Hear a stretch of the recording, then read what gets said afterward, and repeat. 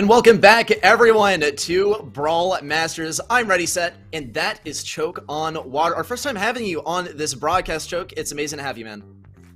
Yeah, I'm a little bit nervous, but seeing a great, handsome-looking man right here just brings up my confidence, right? I'm feeling like the players right now. I'm just so excited to see this these games just go through, and I'm ready to watch some Brawl Stars right now, man. Yeah, I can say for sure that the players are feeling pretty much the same sensation as you right now, Choke. Players are excited, they're ready to go, even if they are a little bit nervous, especially as we enter the first round. Let's get a look at an overview of how Brawl Masters plays out. Of course, we've already had just a little bit of this open qualifier business so far. We are now going to be entering yet another open qualifier. 64 teams in the single elimination bracket and a best of 3 format. Also, we have the draft mode, which we'll be getting into in a moment. The big bucks, though, Choke, are the prize pool. $2,000 for the prize pool today. Yeah, $2,000 is quite a lot. Just imagine how many Brawl Passes you could buy with that. That's a lot of Brawl Passes. Think about all the chromatic brawlers, all the gems that come along with that, all the Brawl Boxes, and all the pin packs. I know a lot of you watching right now want those pin packs, especially those Mortis pins. Those are a hot commodity right now, and I'll be honest, I only have the Mortis Mad pin. What about you, Reddy? Let's see. I got the Mortis and Nervous pin, but I really want the heart one, you know, because I think it has like little wings on it, the little heart bat thing. I like it so much. Yeah, but yeah, I mean, I don't know. Maybe you use your prize on whatever you want, right? For some people, it's a living. For other people, they're playing for fun, but they're just good at the game. Of course, draft format. This is the important thing to consider as we enter our first match of the day. Shortly is the draft format. Each team gets to ban a mode and a map, as well as some brawlers, and they get to select what the brawlers, well, of course, that are banned out are, but most importantly, they get to pick out the order of the maps. It's an interesting mode. It definitely opens up opportunities for our players to play around with the format and show who is the most adaptable team in Brawl Stars. Of course, Choke, you know, the meta is always changing, and it's truly the most adaptable players who stay on top. Of course, like the players who are able to play multiple comps, right? Play tank comps, play range comps, play even like the weirdest comps, such as double healer with like a BB, right? Things like that are both able to stay consistent and catch their enemies off guard. Those are the teams that make it to the top. Those are the teams that are able to keep their enemies on their tippy toes. Yeah, and always, you know, like having that sort of control of the match is such an important factor. And of course, having control of the match is something that happens before the map even starts here in Brawl Masters, with the ability to ban out and choose which maps you're going to pick. This is the map pool for week number 2 of our second open qualifier. Hard Rock Mine, Pinball Dreams, Dry Season, Safe Zone, Ring of Fire, and Factory Rush are the possible maps to ban out or choose to play today for our teams. I'm definitely looking at one map in particular here. It's Hard Rock Mine. I feel like it's the quintessential map of Brawl Stars. And Choke, I'm curious to hear exactly what your favorite map is among these. I'll be honest, I love Pinball Dreams, but looking at some of these maps like Hard Rock Mine, Pinball Dreams, even Safe Zone and Ring of Fire, those are like very Rico and very like long-range maps, right? So I expect to see a lot of Ricos or a lot of Rico bans, maybe even some Colonel Ruffs, because we know he's capable of getting those bounces, and those power-ups are very strong late game. Yeah, they're super strong, especially if you can stay alive, right? Well, we'll see who's gonna get to stay alive in this next matchup. It is single elimination Revenge Tour versus Red Button. Interesting on the name choice. We'll see what players are on these teams once we get into the first game. Revenge Tour actually had an amazing run in our first qualifier, and Red Button is an org name that I have not seen in rotation for a while. Let's get, though, into the draft format. Our first two are going to be from Revenge Tour, Bounty and Heist. Brawl Ball, Pinball Dreams, Choke. I'm going to cry, actually. They're banning out Pinball Dreams. They are banning out Pinball Dreams, but you see the Hard Rock Mine, you see the Ring of Fire, right? And you see that there's no Rico ban, right? I need to see some Rico right here, right? They did nerf the the second gadget that allows him to heal, right? The bouncy castle. But if you're still able to position your attacks correctly and use the gadget at the right times, it's still going to keep you in the fight. It's going to give you that sustain. And remember, with sustain is map control. Map control is important on a map like Siege or Gem Grab, right? Maybe not as much as Hot Zone if you're going to rush in with the double tanks. But once again, we can't play the Ashe here. There's no Ashe. So a lot of the tank comms are no longer just as viable. It can't just be Jackie, Ashe, and Byron. Yeah, though something I will say is Griff is no longer in rotation. So it's going to make for an interesting dynamic, right? We have a powerful tank banned out, and yet we have a powerful tank counter being banned out. And it looks that Red Button might be planning on going all the way on this one, or they wanted to play Factory Rush second, and so tour to leave Ring of Fire till last because Griff is banned. Griff is such an essential brawler on Ring of Fire, and I mean, you just need to win 2 sets. It could be the first 2 sets, it could be the first set and the third set in order to claim this match and head into the next round. So Hard Rock Mine to start us off. Choke, you talked about Rico. I love Rico on this map. Maybe not so much on Factory Rush, though I will say Ring of Fire, he's also a pretty essential brawler if you're going to be playing up those lanes. Yeah, the right lane especially, like, remember when we saw Leon in the meta, right? Right when the Lollipop drop came out, he was so good. He would place down that Lollipop drop and they would have so much map control because you're just shooting into thin air, hoping to connect a shot. But once you have that Rico, it denies so much space and it opens up the mid and the left lane for you to roam and just fight out, right? We saw a few months ago the B 1v1s in the mid, those were intense, right? And those were only able to happen because the Ricos were shutting down the other lanes and it was so dependent on whoever won that mid lane. Yeah, Rico's a brawler I love. I really hope we do get to see him. We might not, thanks to, well, actually, no. Actually, Brock is banned out. I take it back. That's going to open up opportunities. It's not going to be opening up the map, but it will be opening up some opportunities for Rico to really shine on this one. So, Hard Rock Mine, Factory Rush, Ring of Fire, a great map selection. Let's talk about who picked these maps and who banned which maps, because Revenge Tour, I gotta say, are definitely looking like a confident bunch with the Gene ban. The Ashe ban, to start things off, is kind of a strange one, though, because typically you don't want to waste a ban on a brawler that is probably going to get banned out anyways. So definitely an interesting one. Of course, keep in mind the bans are ABBA format, so it was Revenge Tour banned Ashe, then Red Button banned Brock and Griff, and then Revenge Tour banned Gene to end things off. It is going to be an interesting dynamic here. Bell could certainly be making a splash in mid. Choke, I'm going to pick your brain here. I mean, what are some other brawlers that you'd love to see on these maps? I don't know. With the Gene out, right? Gene is one of the most long-range brawlers, right? I suspect to see the Rosa. The Rosas has been a staple on Hard Rock Mine due to the insane amount of Bush, but no, there's no Rosa. It's gonna be the Buzz instead of the Rosa. But there we go, Cute Sans on the Rico, and Silver on the Rico as well. I called it ready. But however, there is a little bit difference in terms of the mid. But just as I say that, it doesn't even matter about the mid. Matt's gonna find the kill onto Alec26. He does use the gadget to dive in, but he's not gonna find a kill. A quick gadget used by Silver and Cute Sans. So now both of them are just down to 2 gadgets, and Alec26 goes down to Matt once again. That Lollipop drop, I'm saying it right now, it's one of the best utility gadgets in the game. Oh, no doubt. Let's see if Cute Sans is going to be able to get rid of Matt right here. Nope, never mind. Matt slaps him in the face, and he's back to mid to, well, unfortunately, collect a gem there. Not exactly the objective he wanted to be going for there, as he is going to be in a close-range situation versus Cute Sans over here. Does wait for a good opportunity. Sans does have the advantage of being able to shoot around the walls. Down goes a Lollipop drop, and up goes another. Matt gets a great kill. Meanwhile, on the right side, Revenge Tour is seriously sweeping up the back line of Red Button. Are they going to be able to get a good pinch is the question. Alec26 does want this damage. Good kill on Charles on the right side. Huge stun! No way! And a team wipe with a single super by Alec26.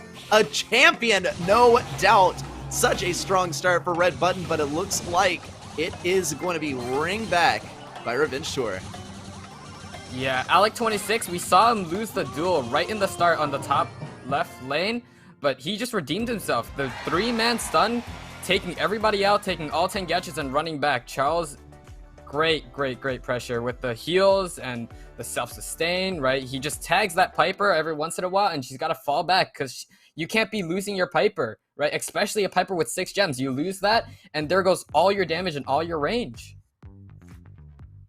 Yeah, I mean, you start off the day like this, right? You start off the match like this, in the case of Revenge Tour, and you just know it's going to be a good day. Red button to start off things like that, that's hugely demoralizing, and something we talk about a lot in competitive Brawl Stars is momentum. And the momentum is absolutely on the side of Revenge Tour. That is with absolutely no doubt in my mind. I do find it interesting, though, to see the lane switch up. We saw Rico lane being matched by Alec26 there on the Buzz, and in my opinion, that was absolutely the correct way to go. Rico was able to, pretty handily take down Leon, or at least apply some pressure, and Rico, especially now that he's mostly going to be used with Bouncy Castle, he's not equipped for close range situations, is going to be pretty vulnerable to Buzz. So I loved seeing both teams' performance in game number 1. It is hugely impressive to me to see Red Button pull up such a great performance in the early game versus Revenge Tour, but then at the same time we get to see Revenge Tour do what they usually do, which is completely show up the competition. Yeah, the awareness from Revenge Tour, right? They know when to go in, they know when to stop, they know, hey, I need to fall back, let my Byron heal me, and then I'll go in, right? They know, hey, Alec26 is going to kill all 3. Let's just play our game, right? We're going to be the better players, and we're going to take all their gems and run away. We see it time and time again in past tournaments, and it's just going to show up again, right? It's a great first showing from them. And keep in mind, this is Red Button's map, right? The next 2 maps belong to Revenge Tour. Yeah, and they might already belong to them in a completely different way, in that they do have a very good chance of winning these just based on what we've seen in our first game. Let's look at game number 2. Q Sands, always a sight for sore eyes. Sands is going to be collecting all these gems. He's going to be playing mid here. He is the longest range brawler. It's going to be tough playing short range in such a long range focus comp, especially with a couple of tank counters over here. Notably, Matt over here on the right side. Interestingly, running Fertilize, which is definitely... it'll keep him alive, I guess. Meanwhile, though, Q Sands is going to be picking up a bunch of gems. Does try to get away, doesn't get a super, but there's a speed zone that's going to keep him alive.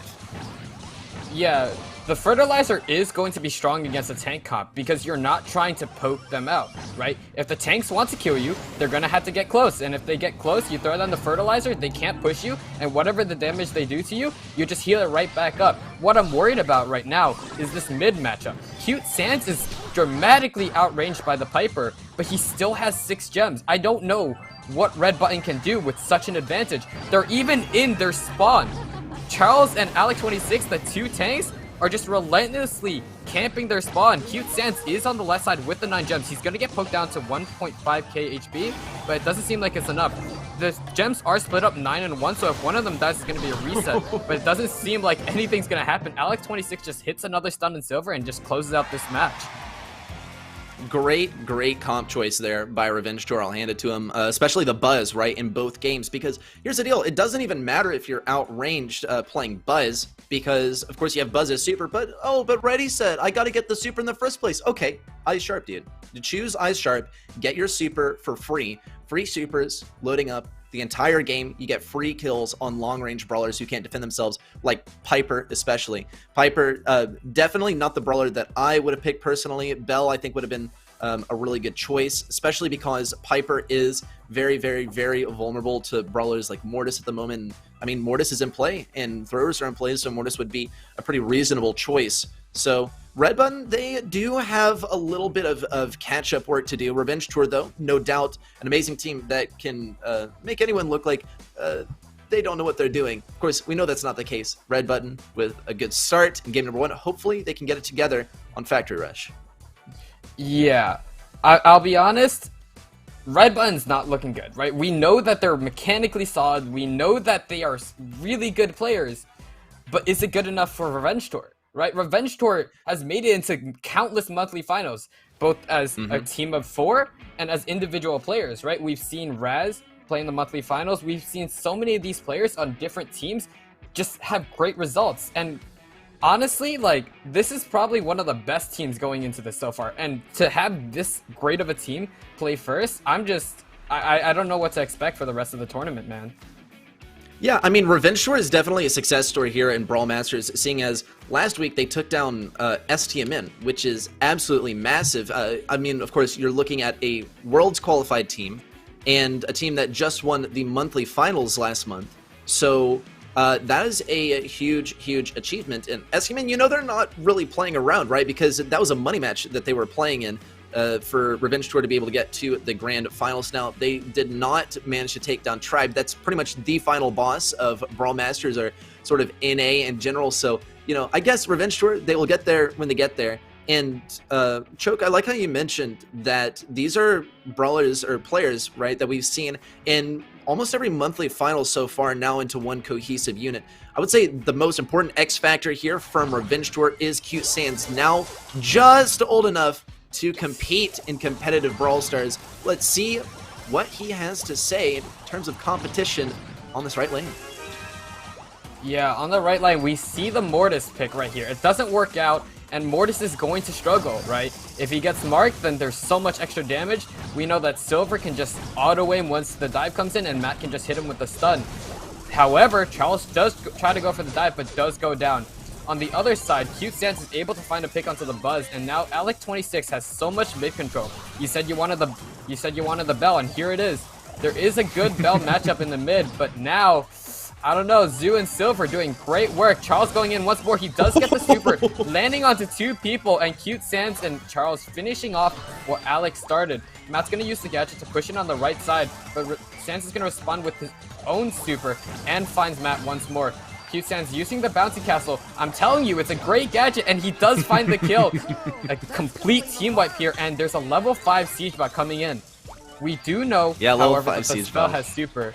If this Bell manages to hit the super, then it's going to be helpful. Very, very helpful in this defense.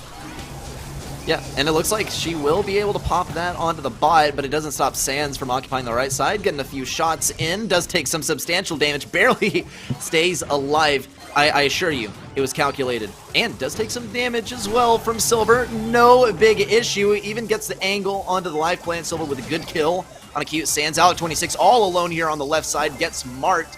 And Zoo is able to claim that kill. Revenge Tour, though, still marginally in the lead. That will quickly change, as Red Button will be getting the last laugh here with a final bot of the game. It's going to come down to whether Revenge Tour is able to get this kill, and a great use of the super by Matt to take down Alec26. That is going to be a massive disadvantage in this defense. No mark ready for the bot right off the bat. Here it comes, though, and we see that nest egg going down. Lots of damage needed by Red Button. Yeah, the tanking from Alec26, taking advantage of that first star power to use that shield to take more damage, to slow down the bot. It's only gonna get 9% off, right? Cute Sans and Charles, while Alec26 is busy tanking the bot, they're just hammering away. We saw Cute Sans take down Silver, and Charles just diving in and finding Zoo.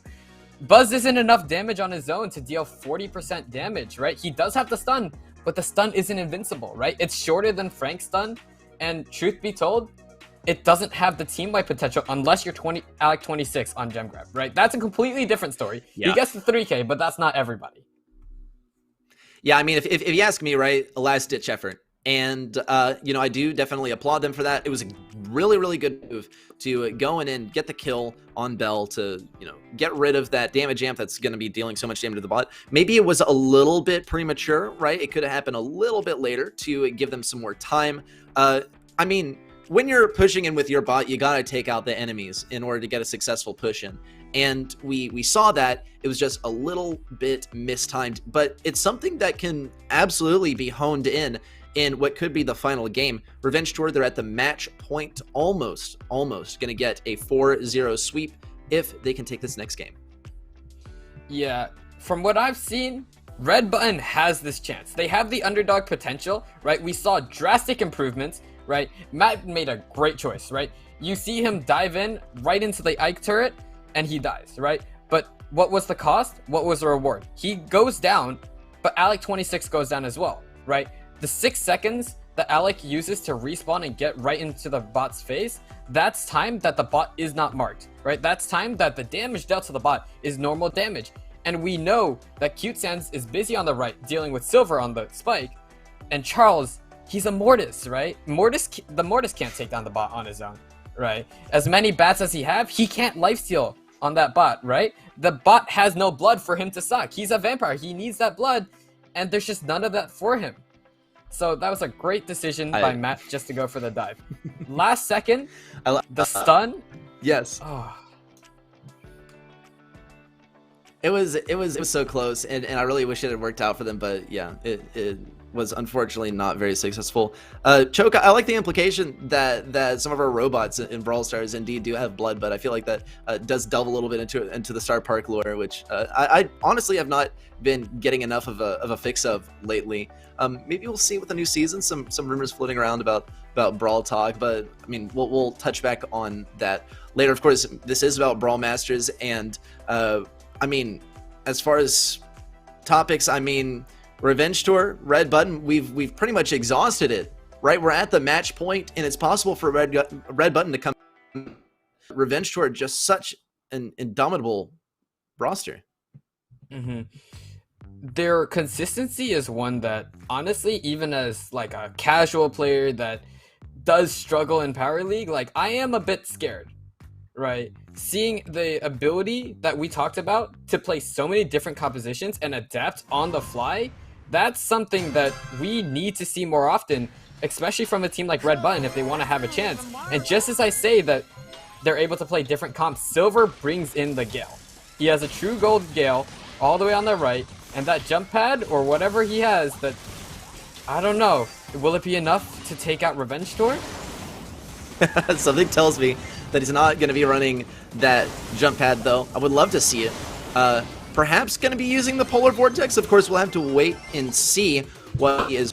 Meanwhile, on the right side, Charles is going to be looking for this 1v1 versus Colt. A tie on the first siege is going to be in a pretty high-powered bot for the second one, if not a tie. Alec26 having a tough time as well. Yeah, Cute Sans, he's one Piper, right? The amount of damage he can get out is not that much. Right, he has a slow reload speed, and even if you do have snappy sniping, miss a few shots and you lose so much map control. He is gonna pop the super on the right, dodge the Gale gadget, and gets a few good shots onto Matt. So there goes Matt. Cute Sans and Alec are working to pinch Silver, and Alec doesn't hit the mark, but is still gonna find the kill. Zoo all alone in the mid, trying to find as many kills as he can. He does find the kill onto Alec, but gets traded out in return by Charles. Charles, he's the avenging robot. If his teammates go down, he makes sure that you go down for taking down his teammate. Yeah, well, let's see at Revenge Tour. We're going to have to get a good defense here and then a good retake as well. Really, though, it doesn't have to be that great of a retake. It hardly even has to be a retake at all. They just need one bolt here. Now, admittedly, they don't have very mobile brawlers here, but they're able to get one kill on the left side. That might be it. Zoo goes down, and let's see. Well, the attempt at escape by Stu, it does not turn out to be successful. Cute Sans with the Protesto.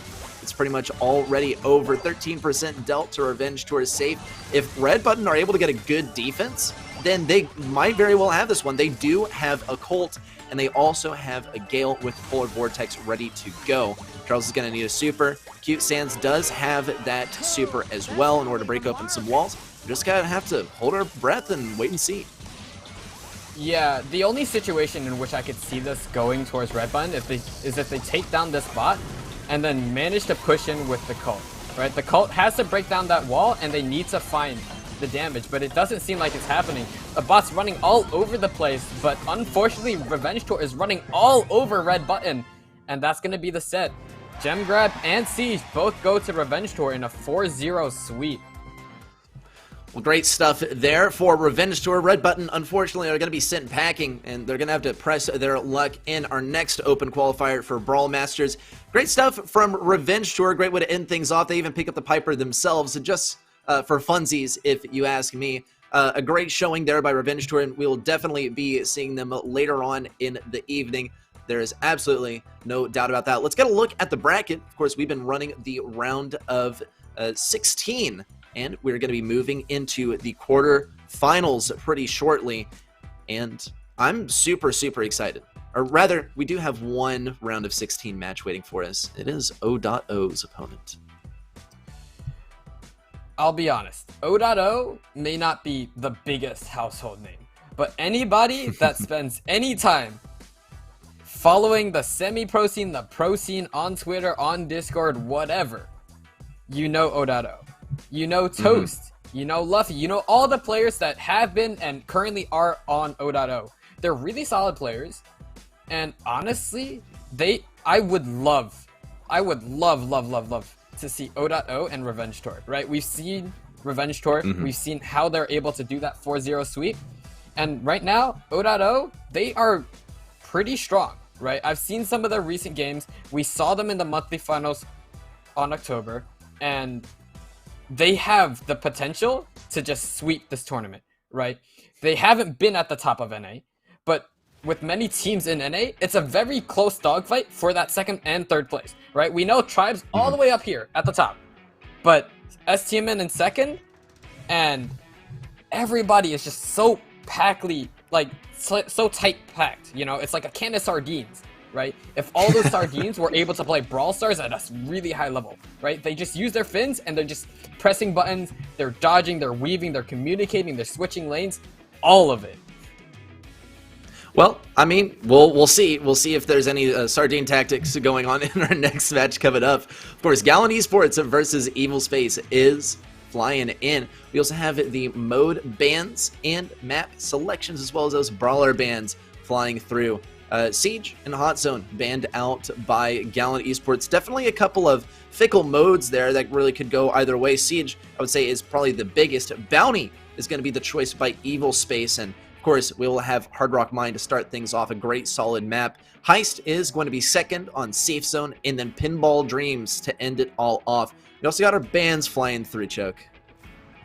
Once again, no Rico ban, right? We see the same two overlapping bans from last match, right? We see the Brock ban and we see the Ash ban. Both of them coming from Evil Space, but once again, no Rico ban, right?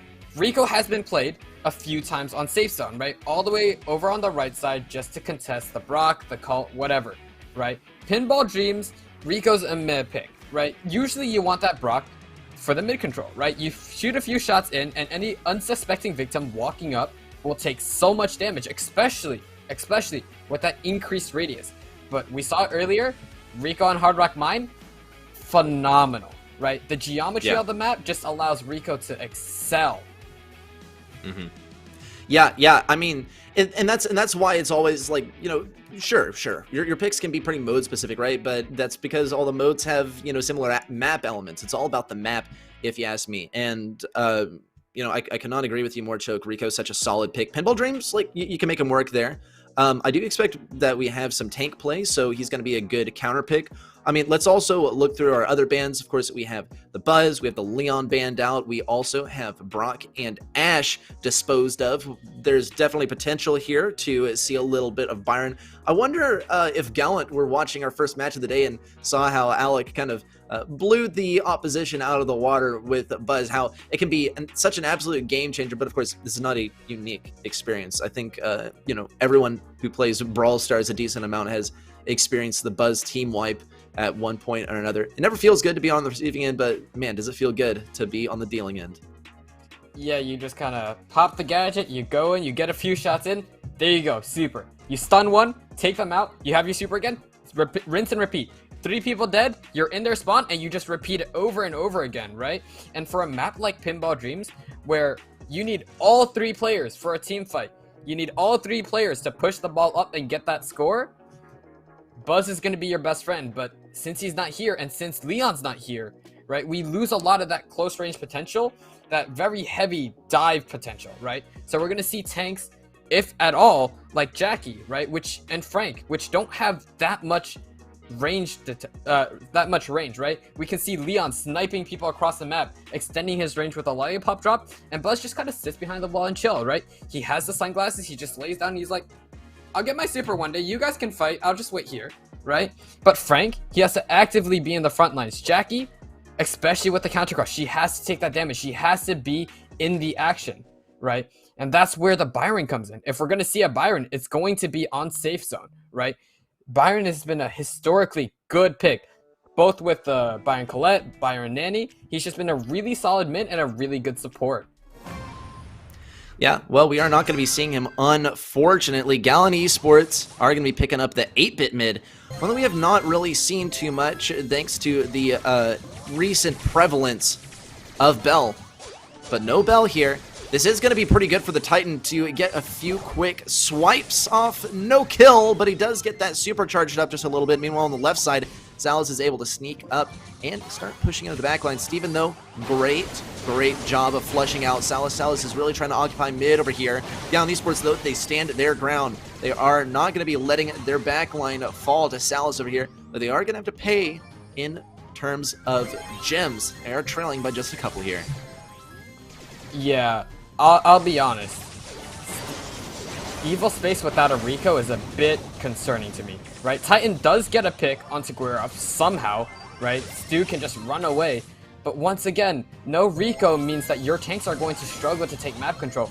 The biggest counter you have to this Rico will be the Mortis, and even that's asking a little bit too much unless you're a really good Mortis. Jaws does use the TP to escape the battle, and Salas does push up on the right, but once again, he's just going to get flushed out by this Mortis. Titan, once again, with the super pushing in, but not going to find the kill. This is what happens in a Mortis versus Stu match-off. The Stu just runs away, and the Mortis can't chase. Jaws and Steven working together to get rid of Salas. He does have a lot of HP, but he doesn't have that much range. And just like that, he gets outranged and poked down. Guerrero right now making his way over to the right side while Jaws and Steven, good mid control. Titan once again pushing in, but shut down once more by the high DPS of Jaws and the extreme viability of Steven. Steven and Jaws once again takes out a Salas, and now it's just a 2v3. We're waiting on one more respawn. Ready? I don't know what's gonna go here. Yeah, I mean, Evil Space definitely were looking promising, but we're starting to see some minor synchronization issues as far as the teamwork, right? As far as the synergy. We see Max pop a super on to just one brawler when it wasn't even like very necessary. There's plenty of time left for Evil Space to get a couple more gems, and now there's just no time at all unless they get a kill. Jaws is gonna get that teleport off. Big supers by Titan, but there's just not enough time. Game number 1 goes to Gallant Esports. Bit of a rocky start there. Does seem, though, like the 8-bit pulled through. I would mainly attribute that to the lack of like a long-range mid, and I think this is the kind of move that Gallant Esports can only really get away with once, so we'll see what exactly they choose in the next game when we get there. For now, though, let's talk about Evil Space, right? Because they had such a strong lead, but did struggle to keep it, and I would say probably the thing that stuck out to me most, like a sore thumb, was seeing Rosa go down. And then a reasonable amount of time later, here goes Max. Max speed onto the Mortis, but it's a 2v3 situation, and it's not like a dire situation either. There's plenty more time until the enemy got enough gems to get the countdown. So right, like do the math. Just a minor misstep there, but one that might have cost him the game. Yeah, Evil Space comes in with a comp that we haven't seen ever. Like, we saw 2 maps of Hard Rock Mine, and we didn't see it, and I'll be honest, I don't recall the last time I've seen Max, Mortis, and Rosa on Hard Rock Mine, right? You need that long-range mid for the consistency. Once you get outranged by something like an 8-bit, then you can't get your super, and in a team like Double, Tank, and Max, you need the Max super, you need the speed to push up, and once Salas goes down as your main frontline presence, then everything just falls apart, right? You get chipped down on Mortis, you go in for the dive, and oh, there goes 8-bit. He just teleported. Where are you going? I need you here so I can take care of you. Like, he's just gone, right? And then Steven just hitting every single wall he can, and there goes Salas, right? He's forced out of his positions out in the open, and it's just a free kill for everybody. Yeah, a free kill, no doubt. I completely agree. It looked more to me like a sort of like Brawl Ball composition there. You know, you have Rosa, unfriendly bushes, combine it with the max speed, and you can chase down some enemies. But here's the deal, is your enemies are able to teleport away from you. Your enemies are able to shoot you around the corner. They are really slippery. They're tough to catch. And the role of a tank here is more of pressure, not necessarily rushing in and getting kills, unless you're in the case of Buzz, right? And I think maybe this was kind of a band-aid solution to Buzz getting banned out. We try and make the Rosa work, but Rosa on this map is going to struggle when you're not using the gadget that plants a bush, right? You're trying to create an area of influence for yourself, or make an easy path for yourself to the enemy side where they can't see you, and therefore establishing a lot of pressure thanks to them not really knowing where you are. So they got to consider all these bushes to be someplace that you are. If that makes any sense. It's a fear of the unknown, and the unknown provides a lot of pressure. I think that it can be handled better by Evil Space. They switch a few things. We'll see if they do. Gallant Esports, though, they did kind of show their best stuff in game number 1, or perhaps not. They are going to be picking up the Mort here. Also, a Max and Sandy duo over here. Definitely a strong duo. Titan is going to be able to take out the Sandy pretty swiftly. And Evil Space, okay, you know what? I feel like this is a little bit of deja vu, Choke. This looks like the exact same comp that Gallant ran in game number 1. Yeah, and we see the same type of thing coming from Gallant, right? We saw Evil Space last game running the Max Mortis, and Gallant goes, hey, if you're just going to copy our comp, then we'll copy yours, but we'll make it one better. We'll put in the Sandy, we'll have that invisibility, and remember when we said the fear of the unknown with the Rosa? If you don't have any bushes, then there's no unknown. But if you have a Sandy, look at all that huge circle, right? That's all unknown, right? Mortis could be anywhere ready to just jump in and take you out. And unfortunately, he's not going to take anyone out. Salas, learning one from Jaws, just TPs away before he can get anything onto him. Now we're going to see the speed coming out from Mortis and Max, but man, we saw it last game, we're going to see it again. The speed gets popped, but no space is taken for Gallant. Jaws does land a good sleep stimulator onto William and takes him out. So now it's a 3v2 once more. The Sandy Super does go down and Jaws is pushed up. It's going to be an 8-5 lead in favor of Gallant. And wow, Guero going in. He's not going to find any kills, but both players are low. William goes down, Jaws finds the kill. And I don't know, man, 12-0. There's so much mid control, and Steven's going to go for the sense. He's not going to find it. But I don't... He's low, he's low, he's low. He uses the gadget. Oh my god. Jaws does clean up, does find Salas, and is up to 12. So now it's a 3v1. I don't know what William can do here. He's just one little Rico. Yep, William now trying to get around the right side, going for a pinch with the Titan. Titan is in a good position to take out Guerrero, but hey man, that's not the name of the game. Jaws is the one with all the marbles, and those marbles aren't going to stay with them. Not tumbling to the ground. Unfortunate there for Evil Space, as Gallant Esports is going to be picking up this first set. You can tell there was an attempt there, right? Because as I always say, when in doubt, mirror match it out, right? The counter comp is the risk here, not the mirror match, and that is evidently what Evil Space was going for, but I mean, you're facing against Gallant Esports, right? You're looking at the number 4 team in North America, according to BSC, right? According to the performance in the monthly finals. And you're going to have to bring a little bit more than just crossing your fingers and hoping for the mirror match, because Gallant, they're not going to be running the same comp. There are obvious weaknesses in their comp in game 1, and those were exploited by them in game number 2. So good reversal there for Gallant Esports, and an unfortunate reversal there for Evil Space. We'll see if they can turn things around though in Heist. Of course, this is not the map of their choosing, so it's going to be a little bit rocky, no doubt. Yeah, we saw the Brock ban, right?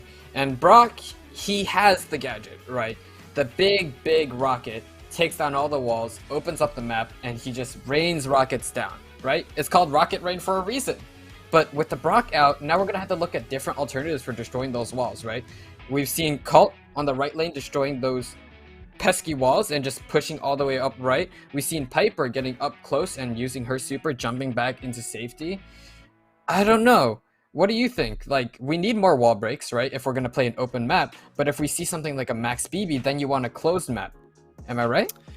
Yeah, I completely agree. Yeah, Colt is definitely one where you can break open the walls, but Colt, I mean, you're looking at a very, like, skill cap brawler, where it's pretty difficult to hit your shots, and yeah, if you're facing against a Max, those enemies are going to be especially slippery and difficult to hit. So when it comes to wall break, like, Piper is a viable option. Does really stink to not have Brock in the mix. I mean, if you really wanted to, you can break them open with Nanny, but I mean, I completely agree. Your options are pretty limited here. So you're going to have to find a way to use those walls that would typically give your enemy an advantage more to your advantage if possible. Let's see what they are planning as we move into game number 1. This is when we could see a match point upcoming for Gallon Esports. It does look like we're on Pinball Dreams, interestingly. I don't know, maybe this is all just a fever dream, right? It's called Pinball Dreams, who knows? This could be a dream for one and a nightmare for another. Steven does have the supercharged shot, so he can't take down Titan if he's not careful. Jaws is forced back, and we're going to see a Surge matchup on the right side. At first, TP comes out from William, finding the kill, jumping up, but he goes right back down and gets taken right back out. Titan and Salas now have to hold down the mid. He's going to get slowed, and a quick shot comes out from Steven to finish out the kill into Titan. Joss throws his super over, forcing out Salas, and Steven does get slowed, but there's no one close enough with enough range to take him out. So that's another nest egg gone. Guerrero, this time, learning a little bit from William, does TP first, but not going to find a kill. He does manage to stick away, but both Surges are now down one gadget. The nest egg goes down, but I don't see how Evil Space is going to reclaim all this space. Joss is going to throw down another super. Salas is all the way back in their spawn. I can't tell if he's playing the game or he just respawned. Oh, he's playing the game. He's pushing up right now. Well, no doubt a little bit of confusion over which mode is supposed to be played right now, as Brawl Ball is supposed to be set number 3, but it does look like they're going to be playing it out nonetheless. Maybe a bit of a hint as to what's going to be going on in set number 3, unless things are retroactively changed to be played in set number 2. Oh my gosh! And an amazing teleport there by Guerrero. Gallon Esports now in the lead by 1 goal here. Good stuff. Evil Space are trailing considerably. William is going to be countered super hard by Jaws over here, as he has that life plant ready to go. And there's the level 3 coming out for William. He is going to be able to get some damage on Jaws now, but another life plant, another cactus, a big cactus, in fact, in the face. William cannot really do much here. It was a good choice of Spike to prevent these counters in forms of Surge or Stew. Yeah, another thing we've seen is a bunch of gadgets, right? We saw the TP coming out just to secure this goal, and we see all the big brother Spike gadgets coming out. We see a honeypot as well, and with Steven coming back in, I suspect to see another honeypot if things get dicey. Yep, there it is. William does find the kill, but it's not going to be enough. Steven, oh man, his enemies may be slowed, but his spin is fast as hell. They're gonna find the first map now on Pinball Dreams, and I don't know, it seems very dominant, right? They may not have gotten the 2-0, but they were right from the start, right? They had all the control, they had all the mechanics, they were just in the driver's seat, and they were like, we're going to a Gallant win that way, right? You want that way? No, the GPS says this way, right? We're going to our win, not your win. Yeah, they're going to set number 3, evidently. I mean, take a look at set number 2. It is definitely supposed to be high, so our players are kind of skipping the line here and going to set number 3. We'll see how exactly that is handled, but of course, I mean, we take a look at the gameplay that just happened, right, and it does look like a very dominating performance by Gallant. Now, Evil Space, they did get countered pretty hard, to be completely fair, so it's a tough call, right, as to who is really more dominant in Brawl Ball. Brawl Ball was the kind of outlier here, not chosen by Gallon Esports to be set number 2. They chose high, so now Brawl Ball goes to set number 3. But it's definitely not one they had a problem with. I mean, they had their chance to ban it. They picked out 2 modes to ban, and it is showing that they are pretty good at this mode. Yeah, they banned the other 2 modes. They're like, Brawl Ball lasts if things get dicey, right? Things aren't dicey. They're in the lead. If Brawl Ball comes up, you know what?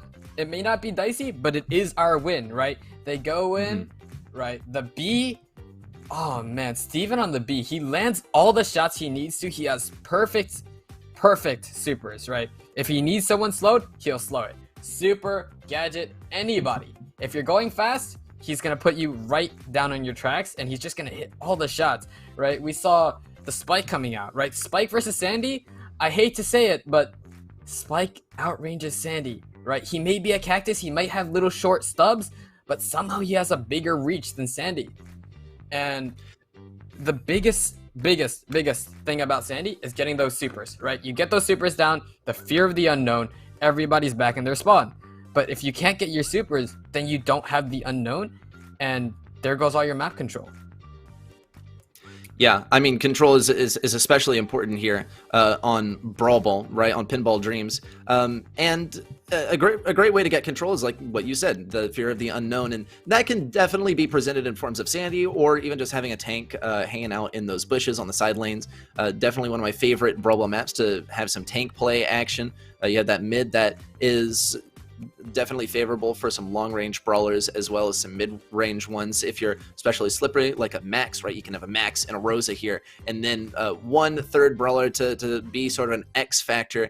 It is going to have to be considered, right, that we could see some kind of counter to Surge or Stu here, like we saw in our first game, where it was, in fact, a great counter there in form of a Spike, right, using that life plant to deal with the Surge teleport and even long-range shots from Surge. So Bell also, going to be a viable mid when tanks are in the game, but even then, you have to, have line of sight with these tanks, and there's so many walls, right, that tanks are using to their advantage that you might not get full use out of that super, and we definitely saw that Evil Space was unfortunately not able to take the W in that way. Yeah, like the Bell is always like a solid pick, right? Regardless of whether or not there are tanks, there are short-range brawlers, there are long-range brawlers. She's got the range, she's got the super. She's just an all-around good pick.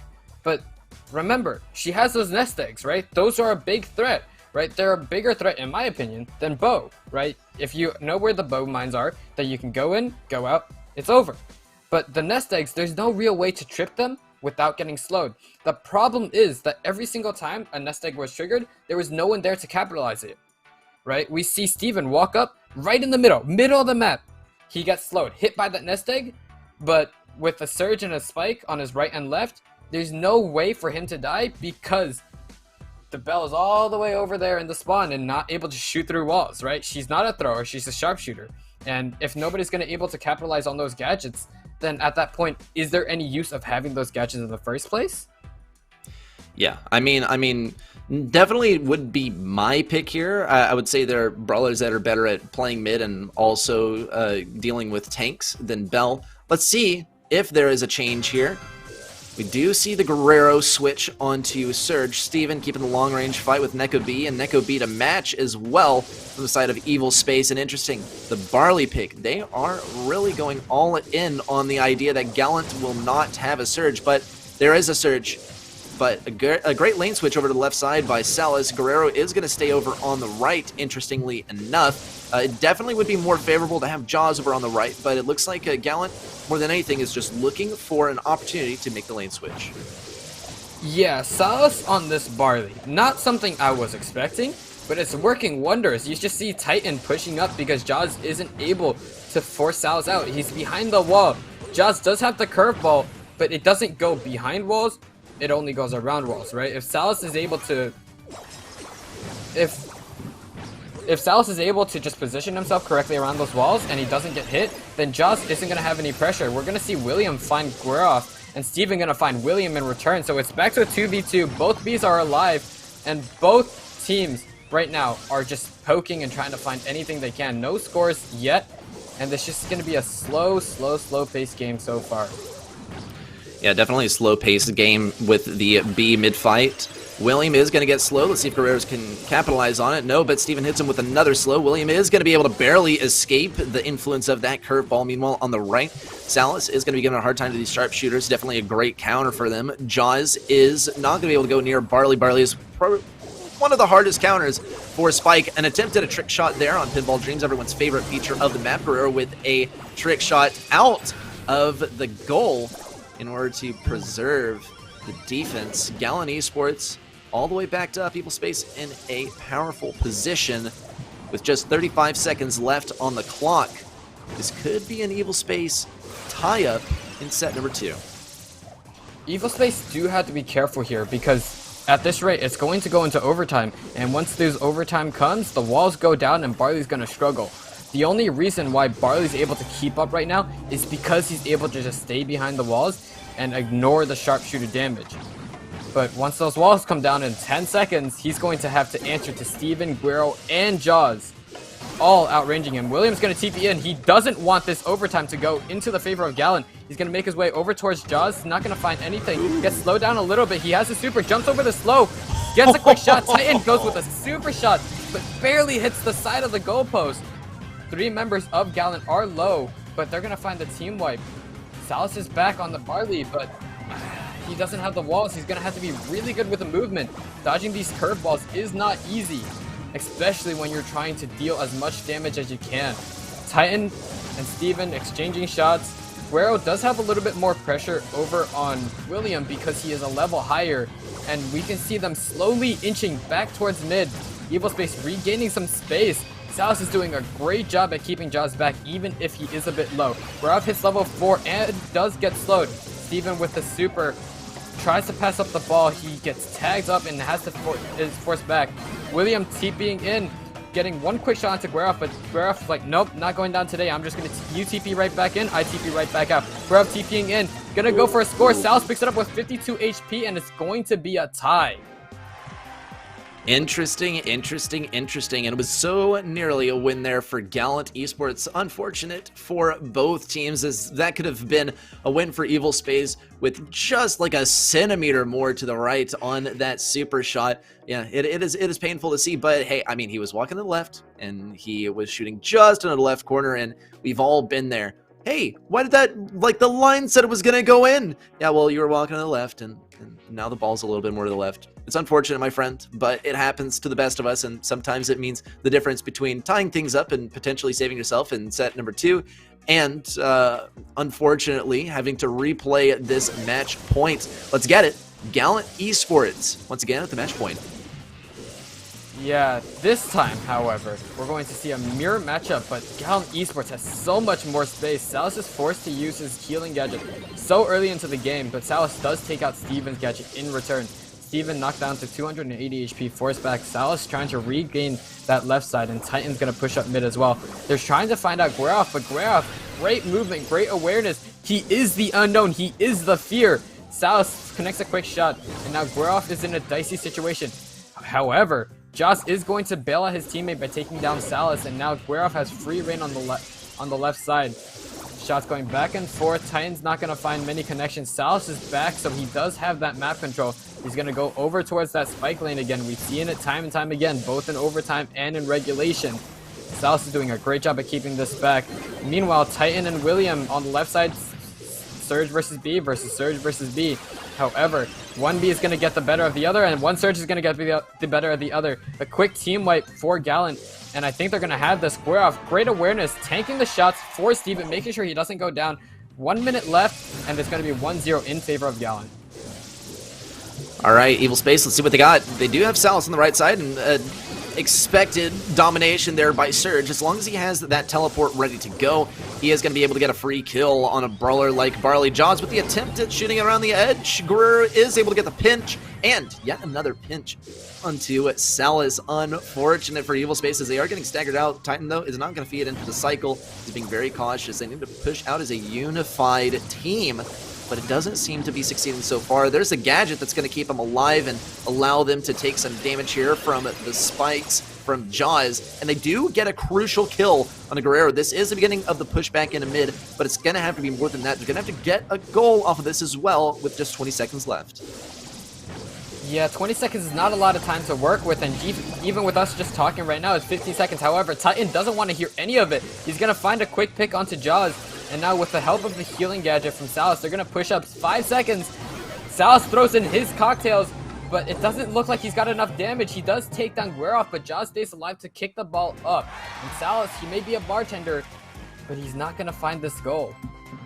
He can throw those bottles up in the air, but it doesn't look like he's able to kick the ball in.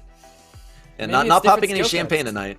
Yeah, no champagne. Yeah, not serving up any W's today. Gallant Esports is serving up some fresh L's to Evil Space now with the 4-0 sweep. Great stuff there for Gallant. Evil Space, they definitely showed what they were made of in many ways. But unfortunately, it's not able to take down Gallant. Pretty much repeat finalist here in Brawl Masters. So best of luck to Evil Space. We saw him last week. We'll see him again next week for our third open qualifier. I have no doubt in my mind about that. Gallon Esports, they are going to be advancing on to the next round. Let's take a look at the bracket and see how things have been progressing. Well, we weren't looking. There's Gallon Esports now on the right side in the first quarter final. We'll have to find out who their opponent is. Will it be West Coast? Will it be Cactus Jack? West Coast actually is looking so scary. And I would love to see them take the win today. They are going to have to go through Tribe Gaming on the opposite side of the bracket. Yeah, I'll be honest. Cactus Jack and West Coast. Those are two names that I'm not very familiar with, right? You have STMN, you have O.O, you have Revenge Tour. Those are household names in the Brawl community. West Coast and Cactus Jack, those don't seem very familiar to me. I'm pretty new to these two teams, and I have a lot in my mind for what is going to happen. There's going to be a lot of different picks here, and who knows, maybe we're not going to have Hard Rock Mine as our first map. Maybe we're not going to see the Rico.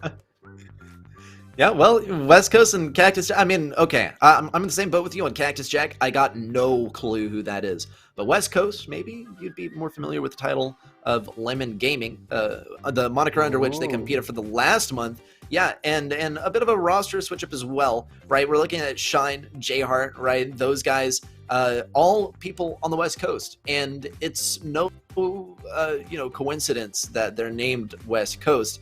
Deliberately chose that name because they are all on the West Coast. They're getting those epic West servers. So we'll see how things turn out. That's the state of Brawl Masters at the moment.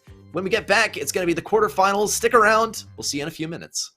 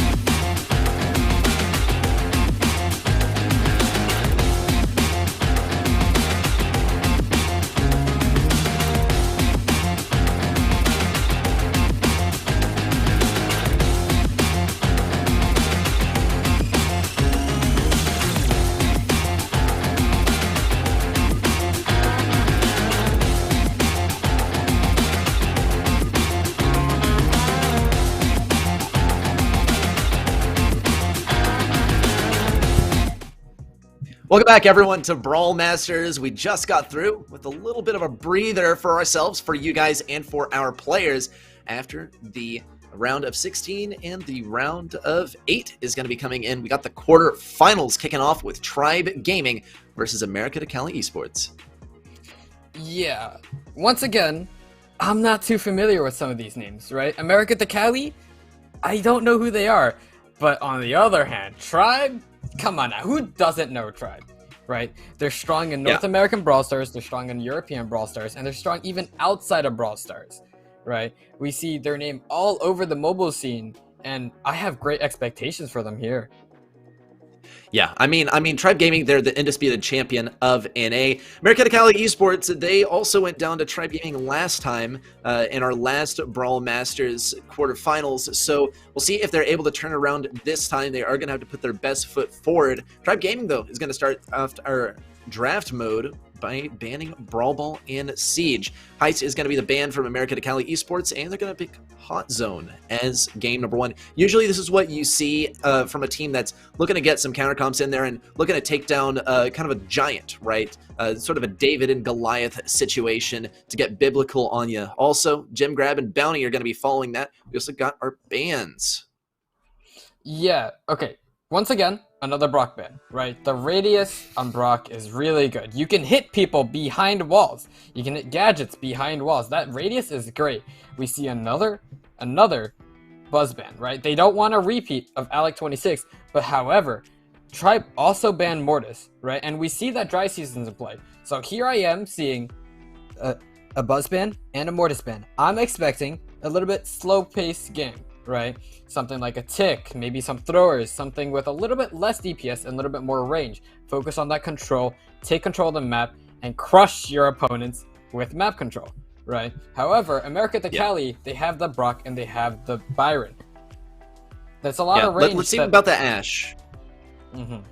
Yeah, Ashe is definitely one that I'm a little bit worried about. No Ashe, actually, surprising. Definitely a bit of a gentleman's agreement here because Ashe is so powerful.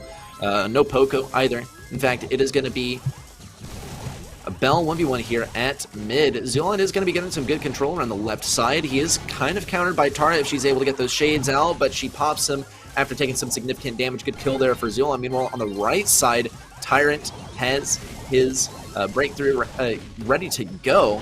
And there's a lane switch up to account for it. Christian now switching over to the left side, has that Sprout wall ready to go. But no capture on the point so far. Yeah, Corey just wins that Bell 1v1 and he just has so much control. Togi's making his way up into mid. He might get a single percent here, and it doesn't look like he's going to get it, but Killer's going to do it for him. He's going to take things into his own hands, but Zulan's like, no. You take things into your own hands, and I'm going to grab you and throw you across the wall, send you right back to spawn. Corey takes control in mid with Tyrant on the left side. There's a nest egg right on the middle. Atara's super comes out. It doesn't connect on Tyrant thanks to his quick little nimble fingers, and he's going to dash out, and there's going to be no connection. There's so much control coming out from Rico and Stu here. I don't know how they're going to be able to retake this control without the Bell 1v1 winning. Christian's going to get a little bit of shots in, but Zulan just heals it right back up, and Togi goes down once again. These bushes are amazing, and just like that, Hot Zone taken over in one quick match. One quick game right there, that is for sure.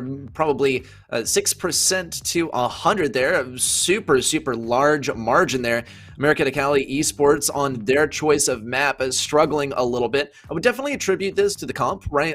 Definitely had some run-ins with Tribe Gaming's choice, as well as a little bit of conflict, a little bit of dissonance between the brawler picks. I mean, we see Bell picked out here, and then here comes Sprout, right? And Sprout's going to be tossing down some walls that are going to be blocking Bell's shots. So that is a little bit of like something that you want to stay away from. Typically, things that players are cautioned against, and I don't think it'll be tried again by America to Cali Esports, given that Sprout was given a real run for his money, trying to go versus Stu in the early game, having to back away currently, and always being at risk of getting hit with that breakthrough.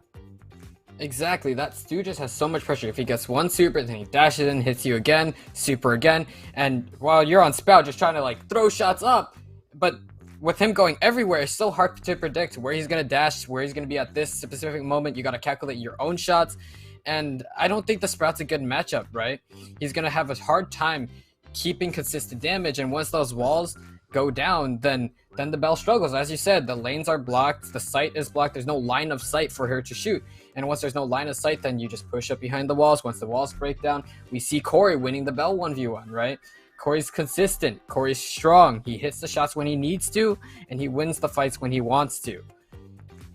We're going into another one, and I don't know what I'm trying to think of what America the Cali can bring in terms of team comps to make it a little bit more of an even fight, and I'm blanking, right? I can't think of anything. You got anything for me?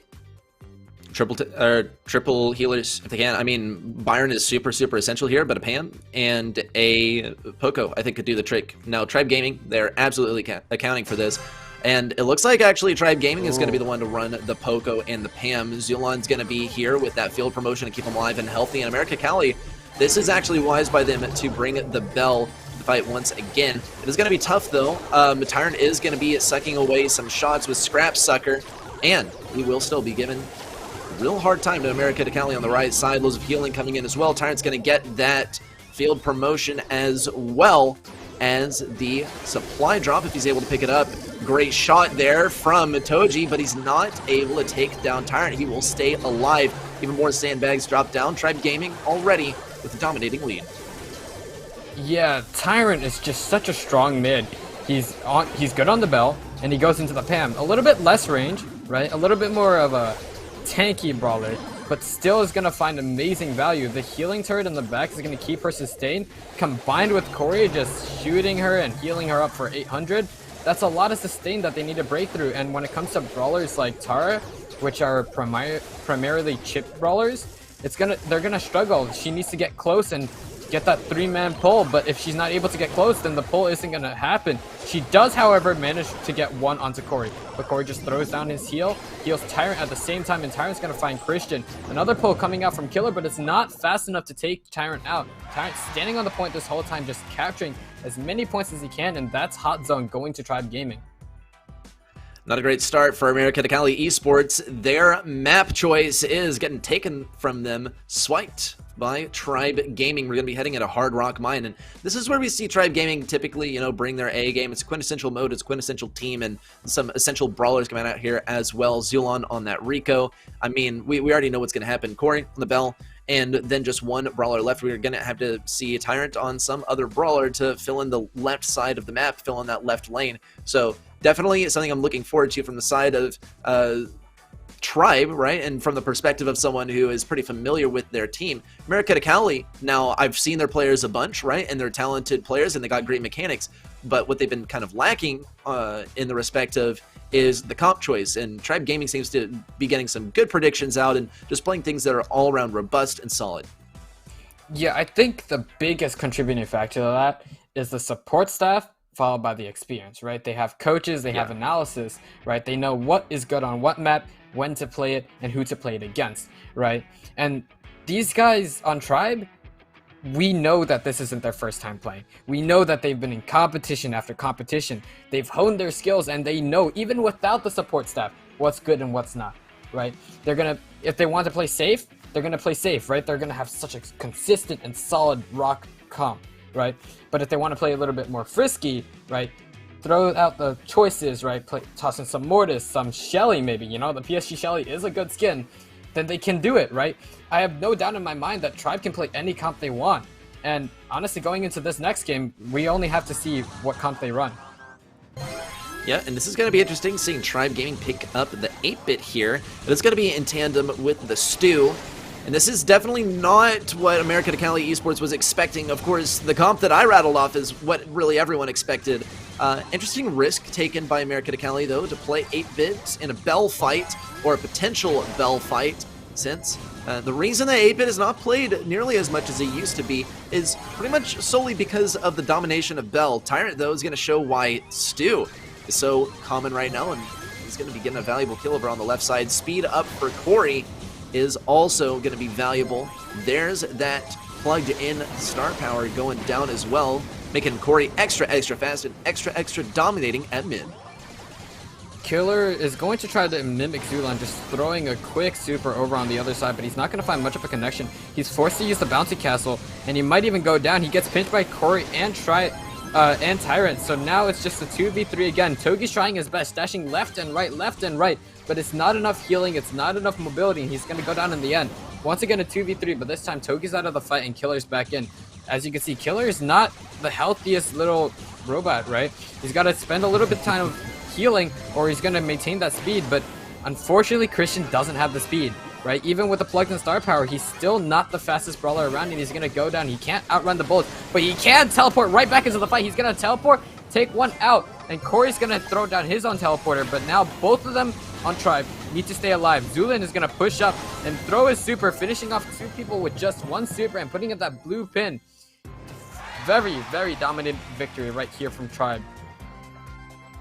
Yep, and already Tribe are at the match point for themselves. It seems like every single match that we've seen so far has gone to the 4-0. It is the earlier stages of Brawl Masters, and, well, the seeding does put the tougher teams against the less experienced ones. So, great start for Tribe Gaming to secure 3 wins in a row. All they got to do is pull out this last one, and they got their ticket to the semifinals, where they can start collecting some cash money. America to Cali Esports, unfortunately, lagging behind just a little bit here.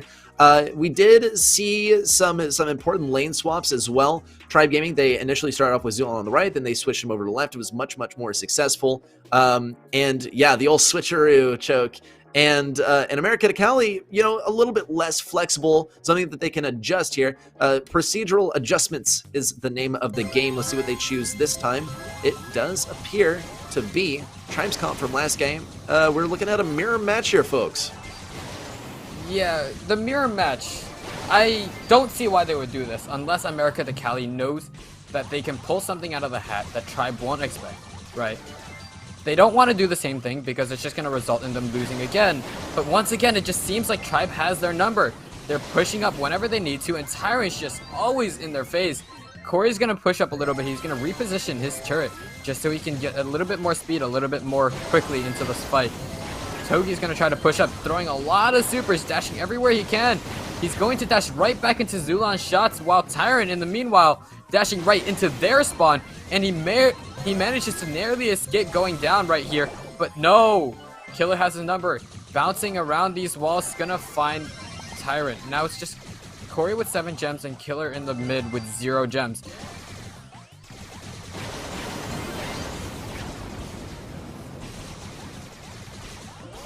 And Corey is going to get around this right side of the obstacle. Now going to pick up a couple gems. He just needs 1 more. Tyrant, though, is going to be able to buy a little bit of time. Start that countdown just a bit early. Togi now rushing forward. Does fall to Zulan, and Tyrant. Killer tries to push through. Use of a bouncy castle, but no bounces, no healing off of that.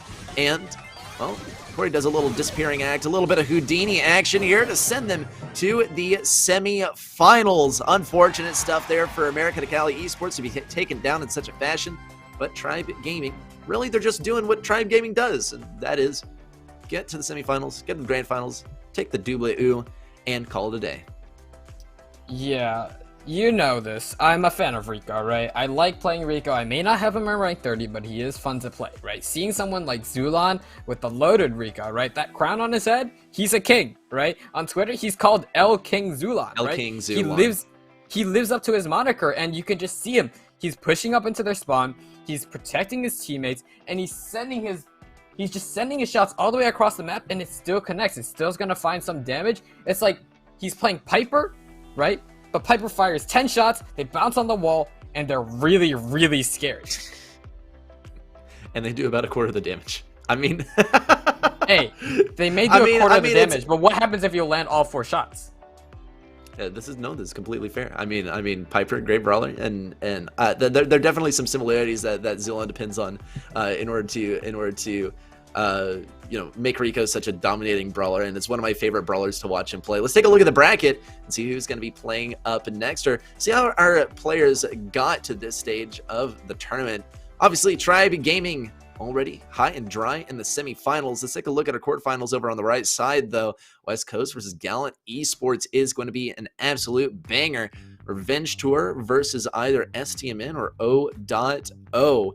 Going to be a great match in the quarterfinals over there on that side of the bracket. But with that said, we'll be moving into our next match as well. And you know, our draft phase as well, definitely something that I'm excited about to see. Next match is going to be LDU Esports versus Quantum Gaming. Now, LDU, they did have a good showing last time. They did unfortunately fold in the semifinals. Quantum Gaming, we also saw them. But yeah, they did not make it super far. So now in the quarterfinals, one of these teams will be headed to the semis once again. Yeah, if two teams manage to fold, right, and they face each other, who's gonna fold more, right? Is one gonna fold twice, or is one gonna fold less? Are they gonna fold each other? Are they gonna unfold each other, right? This is like a weird origami puzzle of Brawl Stars, right? I don't know, like, who do you think is gonna fold more here, right? What's your opinion on all this folding? I will say folding is not necessarily my expertise, but Quantum Gaming, I would definitely say, is the underdog in this matchup. LDU, right? Definitely a talented roster. We're looking at like a former Vatra roster, and they will absolutely have a fantastic turnout. Now, Quantum Gaming, they're playing against a team that is pretty well known and is pretty well documented in terms of competitions that have been broadcast. So they definitely have stuff to go back on. And, you know, we're getting pretty late as well. Like in this sort of, I guess if you want to call it like an update drought, right? We got our last update several weeks ago, and our next Brawl Talk is probably coming pretty soon. So that, you know, footage from the last few weeks is going to be invaluable because it pertains to the current meta. Let's take a look at our mode as well. That's getting banned out first. It's going to be Bounty, then Siege, then Brawl Ball, which leaves us Heist, Hot Zone, and Gem Grab to be played for remaining maps. Yeah, the first map here is Heist, right? We don't know what to really expect from Heist, right? We see another Brock ban coming out to, you know, less wall break, but we didn't see Heist earlier, right? We saw the Pinball Dreams. So right now, what I'm seeing out of this premonition of what Safe Zone is going to look like, I'm going to see some Piper, maybe some Byron, and some Rico, right? You see Ring of Fire here, you see Hard Rock Mine, right? Maybe we haven't seen that much Rico and Ring of Fire, but we're definitely going to see in Hard Rock Mine again, and I just can't wait to see even more Rico. We love Rico here, especially in week number 2, especially, I mean, if we're just judging by the map pool here, right? But also in the current meta, because he's just really strong. And it's great to see, right? Tanks are a lot more strong now, and by proxy, that makes Rico stronger as a counter, and just, you know, he was already good as a general brawler, so he just needed his counters to get a buff in order for him to get an indirect buff. So, Heist to start things off. That, I mean, we definitely will be seeing some Rico here. Like you said, Choke, on Hot Zone as well, we'll be seeing him. On Hard Rock Mine, we'll be seeing him. He's absolutely invaluable. All of our brawlers getting banned out as well are just kind of X factors when they are introduced into the game. So it's going to be, you know, a pretty well played, like, I don't know, not like an unpredictable match like we would usually see. Yeah, all these bans we've seen before, right? We've seen multiple Buzz bans, we've seen many Ash bans, we've seen Leon bans, and one consistent ban that we've seen all throughout the day was Brock. Nobody wants to play Brock. Nobody wants to play against Brock, right? It's just down to whoever's the better Brock, and if you have the better Brock, then it seems like you just win all the games, right? And an additional ban that's not shown is Meg. Meg is globally banned throughout this whole entire tournament right now, because she's a bit new. Teams need a little bit more time to learn Meg, you know, refine their tactics, refine their comps. So we're not going to see any Meg today, and we're definitely not going to see any Brock for the remainder of this day. I'm just calling it right now. Just no Brock, right? We know Bobby on STMN likes to play the Brock, but any team knowing how good he is on the Brock is just going to ban him. Simple as that. Yeah, always going to be a personal ban. It is unfortunate. I mean, hey, at least STMN can rely on the enemy to ban Brock so that they get that ban opened up for something else like Ash or, well, I mean, they're going to have to rely because they don't ban out Sprout, and so now they really only have one ban to work with. So, interesting to see all these brawlers banned. It's kind of like the I don't even know what I guess a quartet of brawlers. I think a quartet's a singing group and nothing else. But yeah, the quartet of brawlers that are going to be introducing some huge changes into the game when they are played. So Gonna be a pretty predictable match. Of course, when our players get started, it's taking them a little while to get ready here, and I can't blame them. Safe Zone is a bit of a fickle map because it does seem like even just one push can pretty much seal the deal, seal your fate for the remainder of the game. Yeah, because of the natural geometry and the natural layout of the map, if you don't have wall break, the moment you lose the first fight, you're confined within the middle and the left where the bush is, right? And if you have a Rico on the other team, then you're never going to be able to push up on that bush. So going into this, we're going to want to see some wall break coming out, and we do see a Rico as well. Pain is going to be taking this Piper 1v1 against Moxie and Posho versus Gun Maniac on the left with the Rico, and once again, more Rico, more Rico, more Rico. What I'm not expecting is this Bell, right? Rico's gonna get a lot of chip onto this Bell, despite Bell seeming to have more range without these walls, and this is just a standstill except on the left side, on the right side. There is a nest egg, so Carlitos does have to be wary. He's going to get shot down very quickly, but everybody else on the side of Quantum also goes down. A lot of damage going onto Quantum Gaming safe, down 24% already. Yep, Carlitos now going to try and push up around the right side. He is outranged, though he does manage to evade that damage amp. Meanwhile, at mid, iPain lets himself heal up, does take some damage immediately, and Homemade Recipe is not going to hit Carlitos on the right side. Wonder if that was exactly the intended target, as iPain could have been taken down by another shot. Quantum Gaming, they are fearlessly defending, and they're doing a pretty good job of holding back iPain, most importantly. But when it comes to getting damage on the enemy safe, that they have done none of. The Gun Maniac is having a rough time. Posho is not going to get hit by that damage amp, and they're all crowded around the safe once again. Could see even some more damage come in from LDU Esports. 1, 2 shots, 3 shots from iPain onto that safe. Carlitos is still chipping it down. This is maybe a done deal in favor of LDU Esports if Quantum Gaming can't bring this back massively in the next 50 seconds.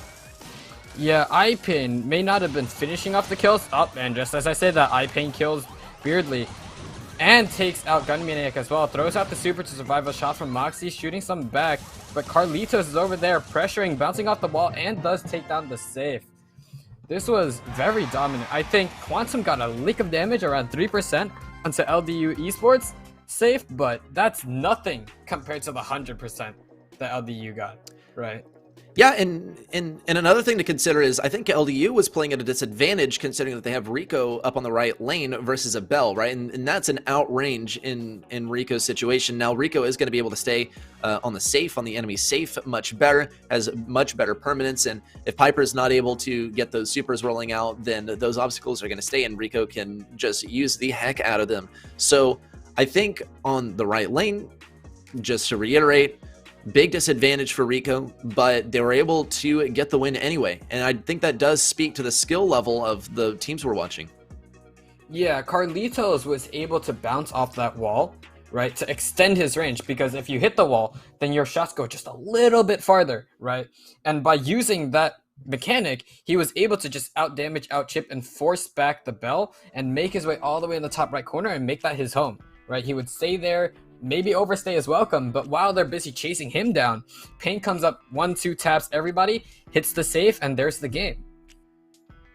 Yeah, let's get into our next game and see if they're able to finish off this game just like they did the last. Quantum Gaming is going to be using almost the same comp that they did last time. They do not want to pick up the Rico, even though the Rico was actually a big difference maker for LDU last time. In fact, they're going to double down on the Rico counter, now opting to have Gun Maniac go up this right lane. Life Plant is going to protect him from the influence of iPain. It's not going to be able to protect Piper here, but iPain is going to be getting rid of that Life Plant, so there's not even a chance of it having an impact here. Carlitos now kind of playing Rico like a Colt here. Almost like we got 2 Colts on the roster of LDU Esports. Good pinch there between iPain and Carlitos, and now we get to see LDU Esports deal some damage to Quantum Gaming safe. A few taps coming out from Pain onto the safe, knocking their safe down to 89%. It's going to be a close 2% disadvantage But just as I say that, iPain with another 2 shots, he's going to push up right behind the boxes. He's got very low health, and he's going to have to be careful of Gun Maniac. All 3 members of Quantum just shooting down iPain, but iPain still finds a kill onto Gun Maniac and manages to destroy the barrels and get away with it. Carlitos just pushing up on the right side, like I said, making this his home. He uses the bounty castle just to make sure he can stay alive and takes down Gun Maniac, bouncing off the wall together in tandem with Pain. They're going to get so much damage out into the safe, and it doesn't seem like they're going to be able to recoup all this damage on the side of Quantum Gaming. It's going to be a 2v1, Moxie and Beardly just trying to take down Posho and deal some damage to the safe. King Beardly isn't going to connect as many shots as he was wishing to hit onto Posho, but they still have more control. Carlitos all the way over there, still hitting the safe. 3 HP. It's going to be a very, very close base race, but Carlitos with the extra bounty is going to find this. And Heist does go to LDU Esports. Yeah, hit a devious lick on the Heist safe there. LDU Esports did. Quantum Gaming now got to bring it back in the mode not of their choosing. It does seem like we see this over and over again. The team that didn't choose the first map takes the win, and then they proceed to take the win in the second set in a 4-0 fashion. Though, Quantum Gaming, this is when they can pull out the Mickey Mouse comps, right? This is going to be some funky stuff. LDU Esports are going to have to account for that. Now, I think most of the bases are covered as far as Mickey Mouse-ness, but when it comes to, you know, the possibility of a bunch of healers, then that is completely fair game. Poco, Pam, Byron, all options here for Ring of Fire, where at the beginning of the year, when no one was really sure how to play it, we saw people playing triple tanks, and now we've come full circle, and it hasn't even been the full year yet. Once again, the possibility of triple, I guess, healers. Yeah, triple healers definitely is annoying, right? When you're playing against something like double tank healer, then everybody knows target the healer, right? Target the healers, take down the tanks. But what happens when there's 3 healers? Which healer do you target, right? You try to take care of one, everybody heals that one. You try to take care of another, they heal that, right? You're going to need a solid clump of damage to just take everybody out at once and destroy that sustain, right? One big disadvantage of triple healer is their ability to retake space, right? They're very good at holding space because they can just stand there and keep healing each other and keep shooting down the choke points. But once they need to push up, then that's where you get to play your range, right? Brawlers like Poco don't have a lot of range, so you can manipulate that when you're playing up against triple healer, right? Bell will definitely outrange Poco. B will definitely outrange Poco. Even like a Tar or a Stu is going to outrange Poco. So if there is a triple healer, right, you're going to have to read that and play the range. You're going to have to pick the right comp, right? And honestly, in this instance, I'm in favor of LDU, right? They have more experience, right? They have a better control of their comps, and Quantum Gaming haven't shown that their comps have been very effective. Yeah, they haven't been very effective at all, and it's unfortunate for them. And it's tough to choose something robust, right, when you're going up against LDU Esports, and they could very realistically bring a counter to something that's predictable. Let's get into our first game of set number 2 and see how things play out. Is it going to be the healers? Oh, and a reminder that Griff is in the battle today. It's going to be unfortunate for Quantum Gaming. Definitely a good choice by picking the triple healers, but with Griff in the game, he can just constantly get those supers out, cycle them 1, 2, 3, 4, off into infinity or until the enemy is all gone. Yeah, and just like you said, the triple healer does come out. But remember, when you're playing triple healer, everybody has to be healing each other. When you split up and nobody's healing each other, then it's like you're playing 3 individual healers, not three coherent and very concrete healers, right? So King Beardly does find a pick, but he does get picked himself. And Moxie is going to push up another super from Posho. You said he's going to cycle those supers, he's going to chip away and just throw those cards over and over again. And I don't know, Posho must have taken some class on how to throw cards because he's throwing them with deadly accuracy. He's doing so much damage and he's opening up the map, right? As I said, Poco is going to get outranged a lot by the Bell, by the Griff, and we're seeing it here. Gun Maniac is just feeding Posho's supers, dealing minimal damage, and like Quantum is trying just like all stay on the point, heal each other, out-sustain their reloads. But I don't know if that's a viable strategy against Posho's clump damage. His AoE from his cards are very, very strong. Yeah, Quantum Gaming, though, they are going to be able to get a little bit of control here. There's the healing turret. It does go down pretty quickly, but a couple healers remain A bit of a refund there by Posho. He is going to get much of his super back by use of that first super. Good use of Screeching Solo by Gun Maniac to send iPaint and Posho packing.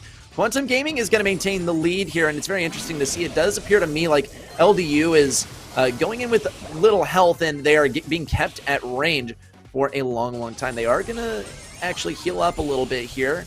Moxie is going to get a great kill. Carlitos with another kill and a super to take down King Bardley. Quantum Gaming, they just need a few more percentage here. Gun Maniac is going to be able to get that last bit, and for the first time this evening, we are going to see a set that does not go 2-0. Or a match that does not go 2-0. Maybe. It has been all 4-0s today. There have been a lot of 4-0s, and I think this, right? This is the little stepping stone, right? That builds up into this huge mountain of comebacks, right? If we see 4-0s today, right? And then we just go 2-1, right? Then now everybody's like hyped up, right? They're like, is this the comeback? Is this when we see something different, right? Because as fun as it is to win over a team 2-0, for the viewer, if every team wins 2-0, then it gets kind of boring, right? We need these little moments to spice up the competition, right? This type of energy, this type of, wait, can this team actually win this, right? And we're seeing Quantum actually winning this, right? They took my advice. They might be hearing me. I don't know. Are you guys back there? They might be hearing in on me, right? They knew, hey, we can't split up. We got to play together. So that's what they do. All three of them sitting on the point, right? Capturing those points, healing each other. They're making that their home, right? They're even out healing the Griff, right? They know that the Griff can't heal himself. They don't have any healers, right? He has to sit back and heal, right? But when he's sitting back and healing, he can't charge up his super. And when he can't charge up his super, that's when they're able to push up, right? There's no threat of like huge chunks of damage coming in and just wiping their team out. Yeah, I mean, I think for my money, it's going to be 2 triple healer comps, and nope, LDU, they're just determined to double down on the anti-tank Quantum Gaming. They know that their gimmick is expired, but they aren't prepared for some tank gameplay. 3 actual brawlers that are good against healers and tanks. LDU Esports, though, a quick win for Carlitos at mid. King Bardley has to back up, and some wall break on the right side. A bit of equal range by Gun Maniac and Posho. Gun Maniac is outranged by everyone on the enemy team, never the position you want to be in as Crow, as you do rely so much on poke damage to get that super. Moxie goes down on the left side, and LDU are looking very dominant to start off game number 2. Yeah, the thing you have to be wary of right now, right? Gun Maniac being outranged by everybody. He might have the same amount of health as Carlitos, but he doesn't have the same amount of threat, right? Carlitos can just throw his shots all the way across the map, connect them, and you're down, right? Whereas Gun Maniac needs to get close, hit one shot, maybe use his gadget, and then push up, right? It takes a lot of coordination to be able to go like, hey, I'm gonna slow these guys. You guys ready to go in? And speaking of slow, Carlitos ends the slow right onto the Crow. He does manage to escape with a single feather left on his skin. And now, Quantum Gaming does have mid control. Moxie does go down because he's down on low health, but King Bardley is going to find the kill onto Carlitos. Gun Maniac and Posha both equally just as low, but Gun Maniac is going to start healing first. Pain starts throwing over his super, and Gun Maniac jumps in, but Carlitos is there to help out his teammate. Now it's King Beardley in a 1v2 situation, throws out his mark, not going to connect. Honeypot comes down just to tank that shot, and Carlitos once again letting a supercharged shot onto Gun Maniac, and this is not looking very good. 95 to 30, 99 to 30, and that's the 100. LDU Esports takes this set 2-0, another sweep. Another sweep? Are you sure about that?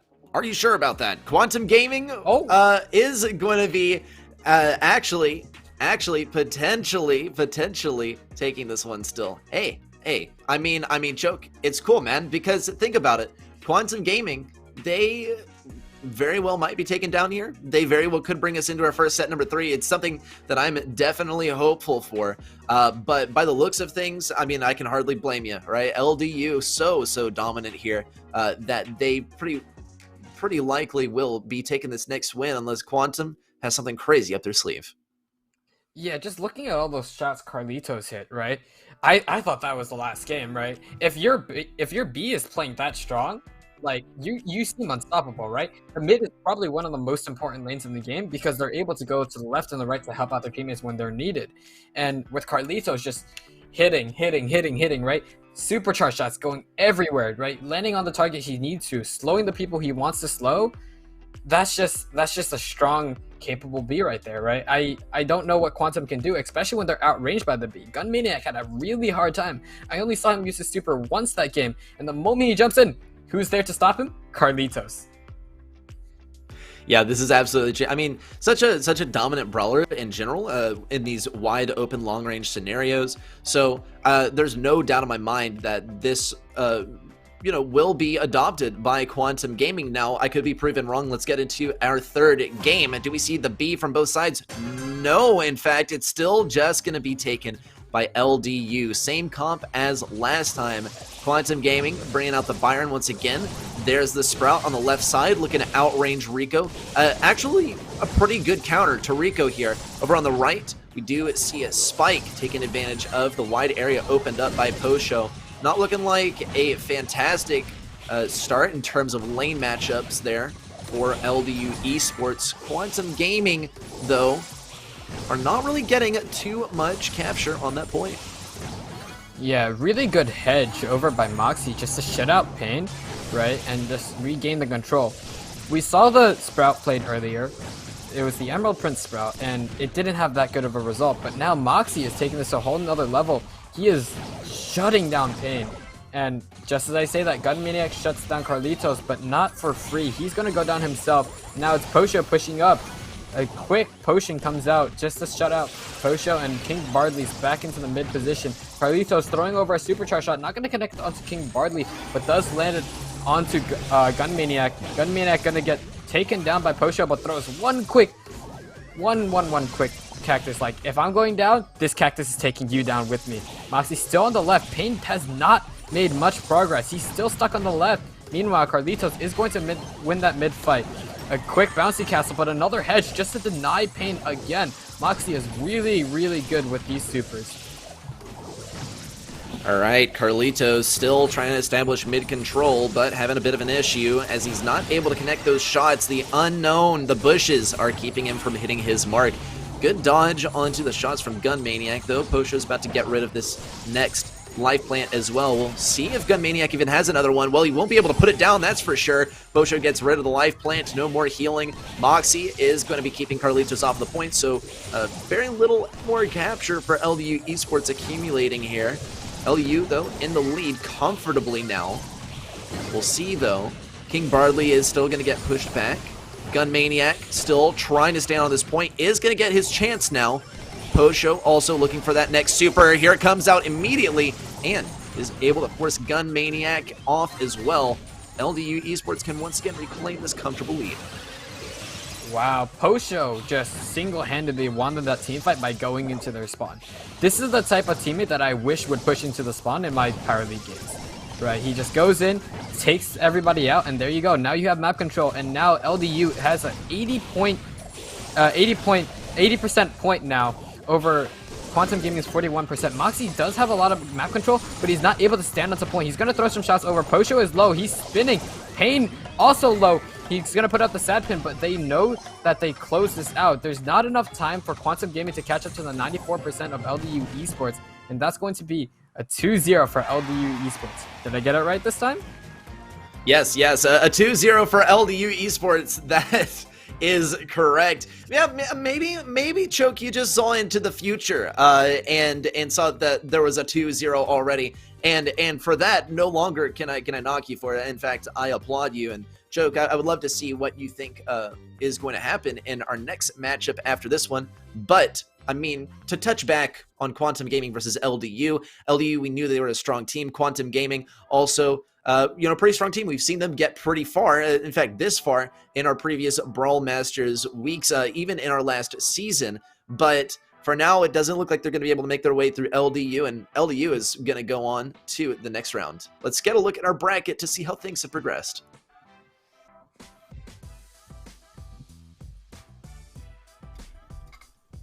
Speaking of next round, we see that STMN does we do see that STMN does win 2-0 over O.O. So now Our next quarterfinals is going to be West Coast and Gallant Esports, followed by Revenge Tour and STMN. On the other side of the bracket, we do have Tribe Gaming versus LDU Esports in the next semifinals. I don't know who. Out of Revenge Tour and STMN, we've seen Revenge Tour beat STMN, but we've also seen STMN beat Revenge Tour, right? Who do you think is going to make it into that side of the semifinals? Well, I mean, the obvious answer is STMN, right? But Revenge Tour is, you know, sometimes pretty tricky, and then they can, well, kind of turn STMN on their head, right? STMN, they are preparing for the World Finals at the moment, and that is the main thing on their mind. It's important to keep, you know, keep yourself warm and keep yourself ready to go, ready to compete, and, you know, and compete in some competitions while you're preparing for Worlds. Revenge Tour, though, they can sort of add a roadblock into this, right? Last time, STMN was knocked out in this round by West Coast. So we'll see if Revenge Tour is able to do the same in this Brawl Masters match day. Though, still, I stand by it. STMN is the likely winner here. Revenge Tour, though, can go for some major counters, and hopefully they get lucky. Yeah, Revenge Tour is one of those teams that you can never count out, right? So if you give them some time, right, they might be able to win, right? Put them in the right scenarios and they might be able to win. Speaking of time, we're going to see you in a short little break next time.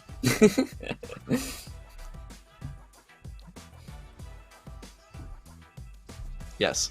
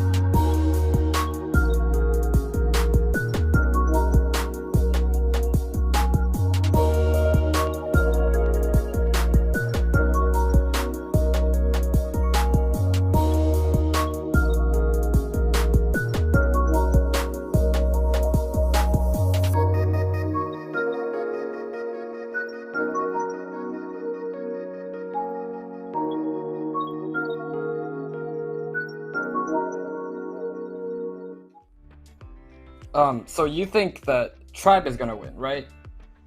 Yeah, but no, but I think LDU can clutch this back, right? Like, they're a strong team. We just watched them play. No. I know Tribe is number one. Oh, hey, guys. Sorry, I'm just arguing with my friend. So obviously, I think LDU can clutch this back, right? My friend thinks, Tribe has this, right? It's just in the bag. But you can never count out a team in North America, right? It's just a North American hope, right? You got a team going in. No matter what happens, they might be able to win it. Yeah, I mean, I definitely think Tribe Gaming is a favorite one here. LDU Esports, they just had a good showing, bringing back that 2-0 to end things off. So, I mean, there's an obvious underdog here, though the question is, how is it going to be executed? And that's really the unknown. Of course, we're going to have to get into the draft mode to figure out how things are going to be playing out. We got 2 bans, 1 ban of the maps, then course, the map order and selections, and then to end things off, the ABBA style bans. Now, if you ask me, it's going to be Tribe Gaming to ban some of the more personal ones, and LDU to ban some of the more broadly good brawlers, given sort of the power imbalance here, right? You're looking at the Giants of NA versus LDU Esports, who are a respectable team, but they are not necessarily competing on the level of Tribe, but they're going to have to if they plan on taking the win today. Yeah. Now, the question is, when we're talking about bans, which team do you think is going to ban Brock? Right? Both teams? One team? No teams? Right? Because if both teams operate under the assumption that the other team is going to ban Brock, then we're not going to see Brock ban at all, right? So do you think both teams are just going to play it safe and ban Brock? I think it's going to be LDU to ban out Brock, because I know that Tribe just doesn't have super, like, much of a problem with Brock. Like, Zulon can play Brock and he'll be absolutely fine. So can Corey, so can Tyrant. The real cause for concern is, how does it disrupt what they're able to play, and what are the other bans that have been administered so far? So I do think it'll be LDU. As far as what our other bans are, I mean, we're just gonna have to wait and see how things play out. Ash is an absolute must. Byron is, I mean, if Ash is in play, then Byron needs to be banned out, but why not just ban Ash? So Byron's probably not going to be banned.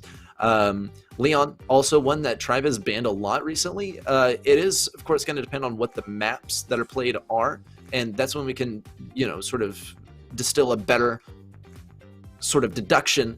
Tribe Gaming, though, they're going to be banning out Brawl Ball and Siege. Bounty banned out by LDU. We have our first map picked.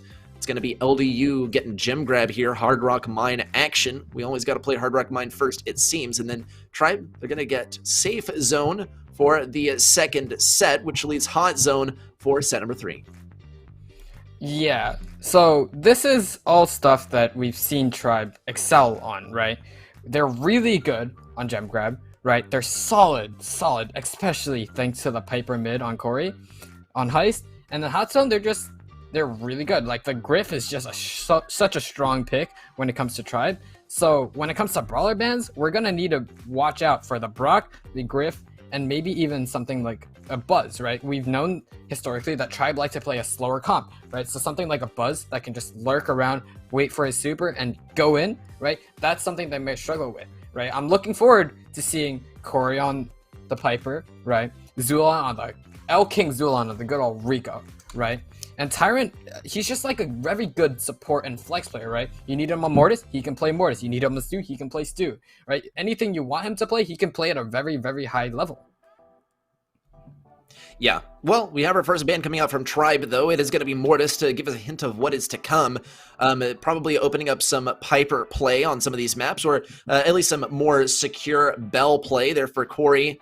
Safe Zone is going to be one of those maps with long-range brawlers. Ring of Fire, maybe not so much. This would call for a Leon ban, which we could expect for our last ban of this, but with our first ban coming from Tribe Gaming, LDU Esports is going to get the chance to ban 2 brawlers here.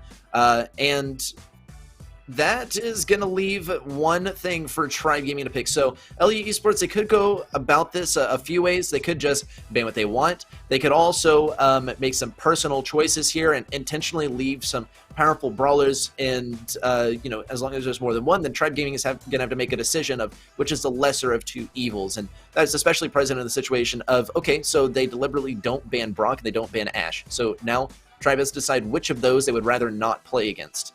and one of them is going to be allowed. So LDU is wielding actually a lot of power in this situation, and it's going to be interesting to see how they go about it. Yeah, obviously we're gonna see the Ash ban, right? That's a must. But now there we go. There's the Brock ban, right? Well, they're not using that strategy at all. It is strategy number one. It's what they don't want to play. They just don't like you, ready? So we're gonna see the Ash out, and we're gonna see the Brock out, right? So now I'm wondering if Rico's not banned, right? Which I don't see a reason for Tribe to ban it, right? We saw Rico out on Heist, right, from LDU Esports. It was solid, but I don't think it's gonna be to the level of Zulan, right? So this is going to be a very heavy matchup, and with Buzz ban, we see this ban come again from Tribe, right? They don't want any dive potential, right? There's no Mortis, right? And there's no Buzz, right? That pretty much knocks out the chances of you running something like a Max or a Rosa to go along with the tanky brawlers. So once again, we're going to see a slow-paced fight, and even on Hard Rock Mine, I'm expecting something along the lines of the Stu, the 8-Bit, and the Rico coming out from Tribe, and I don't know if LDU Esports is going to be fit to mirror that, right? They're a very strong team, but they're not strong enough for Tribe, I don't think. Yeah, for some reason, something's telling me that we will not be seeing much 8-Bit, and if we do, it's going to be countered by the Bell. Right, because Bell is such a strong counter to him, and really the main draw of playing 8-Bit is, you know, that Bell is not in play.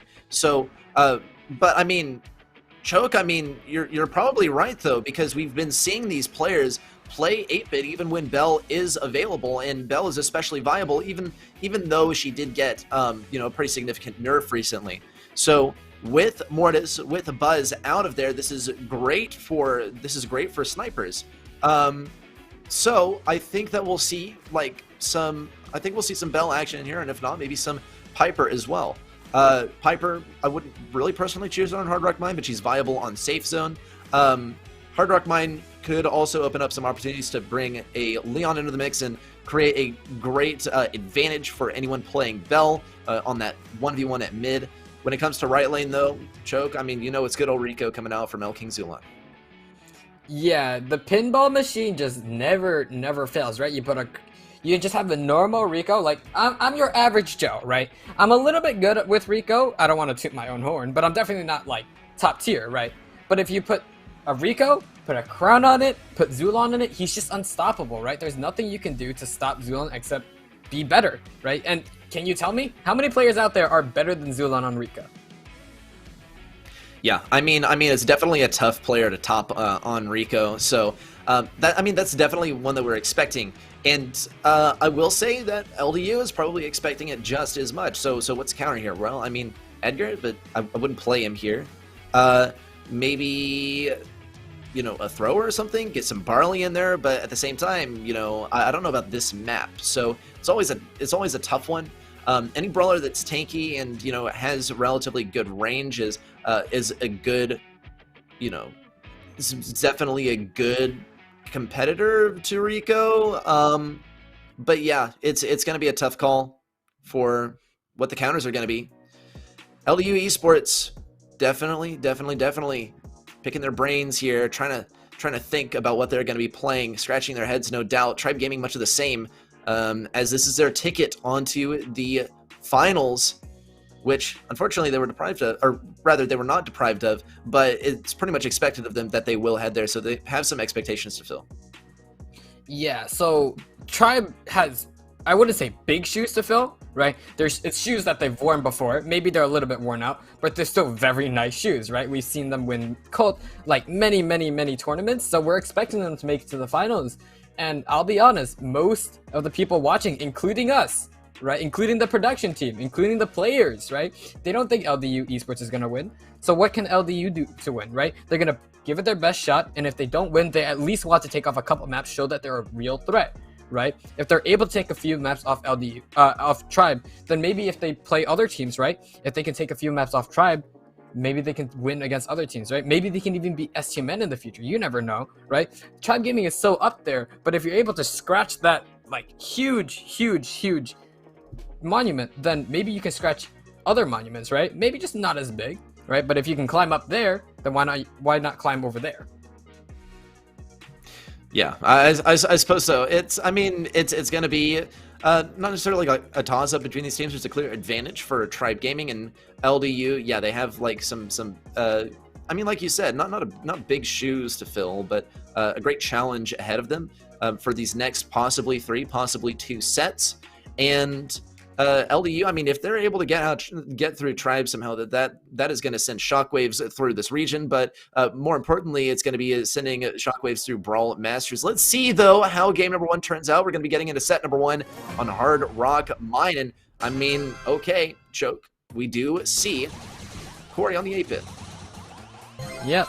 The one thing that we see that is not the same here is a Colonel Ruffs, right? You do have the Rico and you do have the Colonel Ruffs. That's double bounce, and I love to see it. However, I don't know if the double bounce is enough to offset having Tyrant on Stu, right? Like, he just pushes in and he gets a kill, right? And then Corey matches the energy, and now both the Rico and the 8-bit are down, and now they have to deal with Tyrant all the way in the bush, and they just can't deal with him. He dashes out, finds Pain, goes back in. He's going to find a few more shots into Carlitos, and now he has a super again. Meanwhile, Zulan on the right side does find another pick onto the Colonel Ruffs, and Posho is not having the best of times. He hasn't dropped a single supply drop yet, and oh, Pain does find Tyrant. Pain's had enough of Tyrant-C, right? He does find the kill, and now he's healed back up to full using the bounty castle. He does throw the super over and knocks down Corey and almost takes down the booster.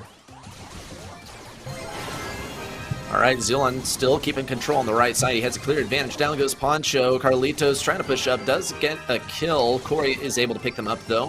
iPain now circling around, looking for any sort of ricochet. Tyrant also going to pose a threat here. iPain is allowed to circle around over to the right side. 3v1. Zulan marches out of the respawn, though. Corey is not going to be taking damage. That will send him back to the respawn and get those gems off of him.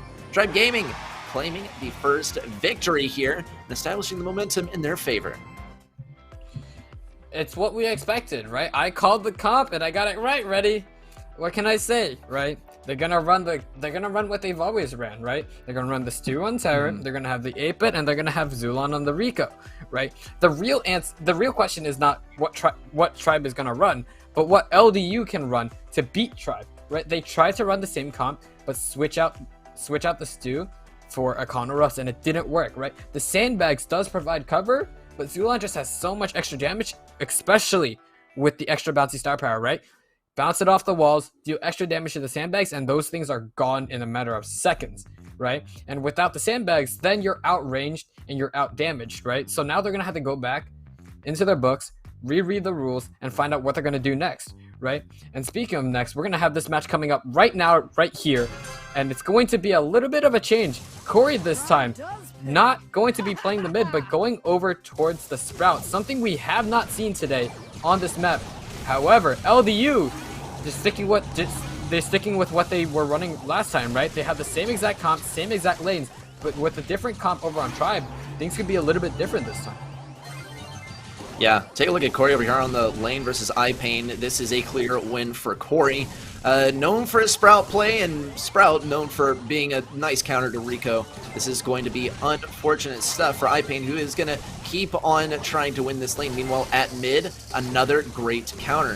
Zulan versus the 8-bit does get the mark onto 8-bit, and one of the hallmarks of 8-bit is that he has 6,000 health to work with, and, well, he effectively has less than that. In fact, he has 0 now as he does go down, fortunately ridding himself of that mark, but it might soon be reapplied. There's the wall going down from Corey on the left side. Meanwhile, on the right, Tyrant is having a pretty good 1v1 with Poncho, or Posho. Posho does go down, and Zulan is the culprit. Zulan also taking down Carlitos once again. Great dodges versus the super of Pain, and this could be a second win already for Tribe Gaming. Yeah, there's only 2 minutes left, but Tribe is already up 10, and man, oh man, LDU Esports, they're going to have a rough time in this second set. We see a different comp coming out from Tribe this time, but it's just as effective, right? Corey usually played the mid, but by switching over to the Sprout, his comfort pick, this game just ended even sooner, right? Now I'm wondering why Tribe hasn't played this sooner, man. Yeah, I mean, I will attribute it to a few factors, right? Tribe, at first they had to feel things out and have a relative level of confidence that LDU was going to be running the 8-bit consistently, and that it wasn't just, you know, wasn't just a pick hoping that there was not going to be any Bell in play. Tribe, though, very, very, very smart of them to bring out the Bell this time, because it's a great counter to ape it. And then meanwhile, on the left side, you have much of the same. You have Corey on the Sprout, right? Already a good combination.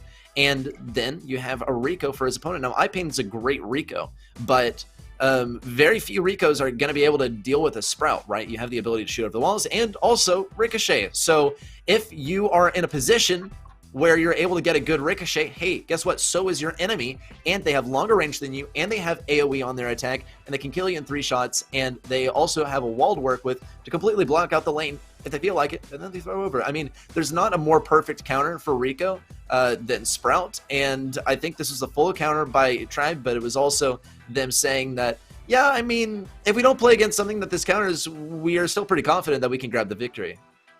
Yeah, like the Sprout versus Rico matchup is one that we saw earlier today, right? When LDU was playing against, I forgot the team name, I'll be honest, playing against Moxie, right? Moxie was using the Sprout, right? Denying iPain of all that control on the left side on Ring of Fire. And we're going to see the same thing here, right? Corey throws on the hedge, right? And there's just no room for iPain to work with. Speaking of no room to work with, we're going to move into a much more open map, right? Safe Zone, notoriously well known for being just a wide open map and having a lot of space. However, LDU is going to take one out of Tribe's book and going to take the Sprout pick, right? We're going to see the Cult, we're going to see the Piper, but instead of a Rico, LDU opts for the Sprout, right? I don't know how well this is going to go. He's going to be playing up against Zulon on the Cult. Zulon is a very, very capable Cult, and we see that he has the gadget and can break down those hedges anytime he wants. However, iPain finds the better of Corey this time around. A quick homemade recipe to just send his shot flying and get that first pick.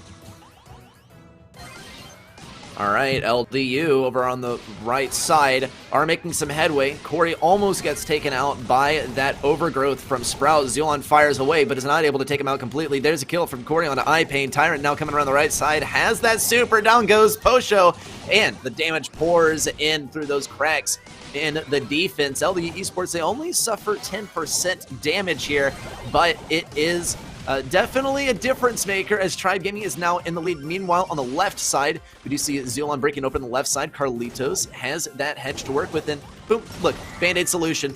Zulon No More is the name of that super. Now, that's what I'm going to call it, is Zulon No More. Zulon, though, doesn't seem to be... Yeah, but Zulon doesn't seem to be too bothered by it. Carlitos does pick up the wall and place it back down. Zulon stands his ground, though. No damage on the safe is the most important thing here, but it could very well change. Corey now getting that kill on a Posho, but it's not going to be enough to prevent the damage from LDU Esports. Carlitos inches forward yet again with another wall, and this time it's going to be for the big money to get some damage on the safe, or if he so chooses.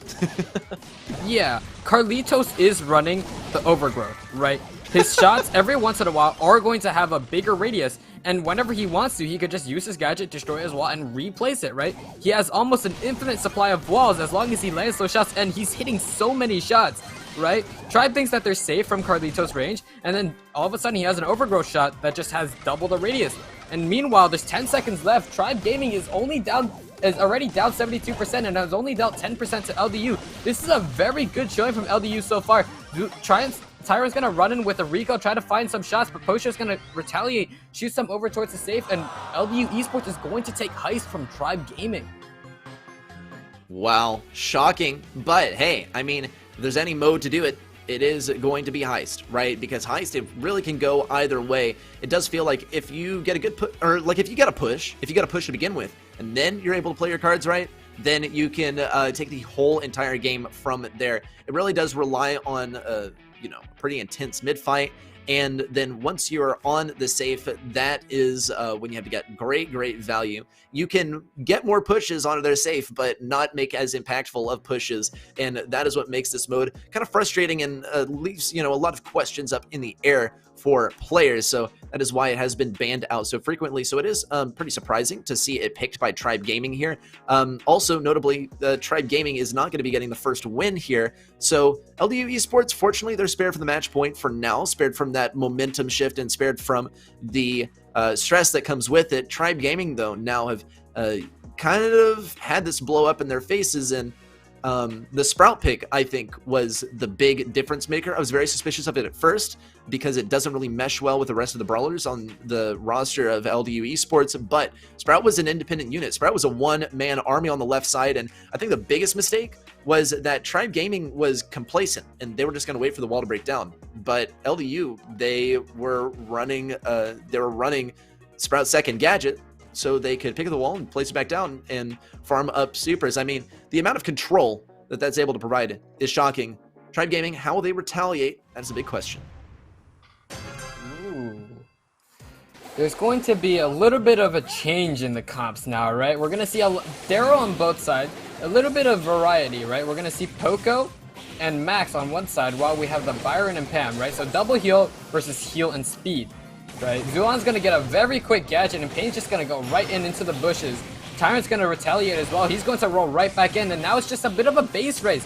Corey does have a little bit of support with the Byron heals, but he's not going to be able to keep his teammate alive.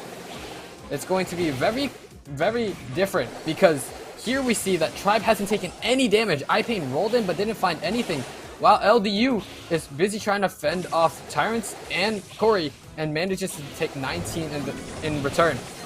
Both arrows rolling in, a little bit of damage going out, but none of them connecting onto the save. We're going to see a 100 to 81 difference once again.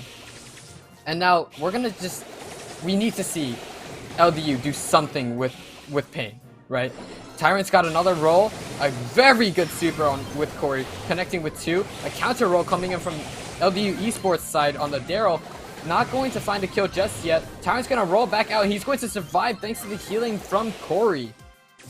LDU Esports is struggling right now.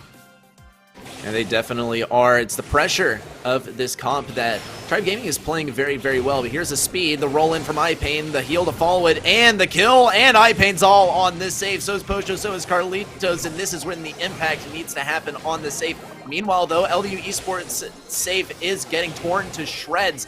And only one member is left back there to defend it. Now one more as they just respawn. Huge, huge, huge push for Tribe Gaming.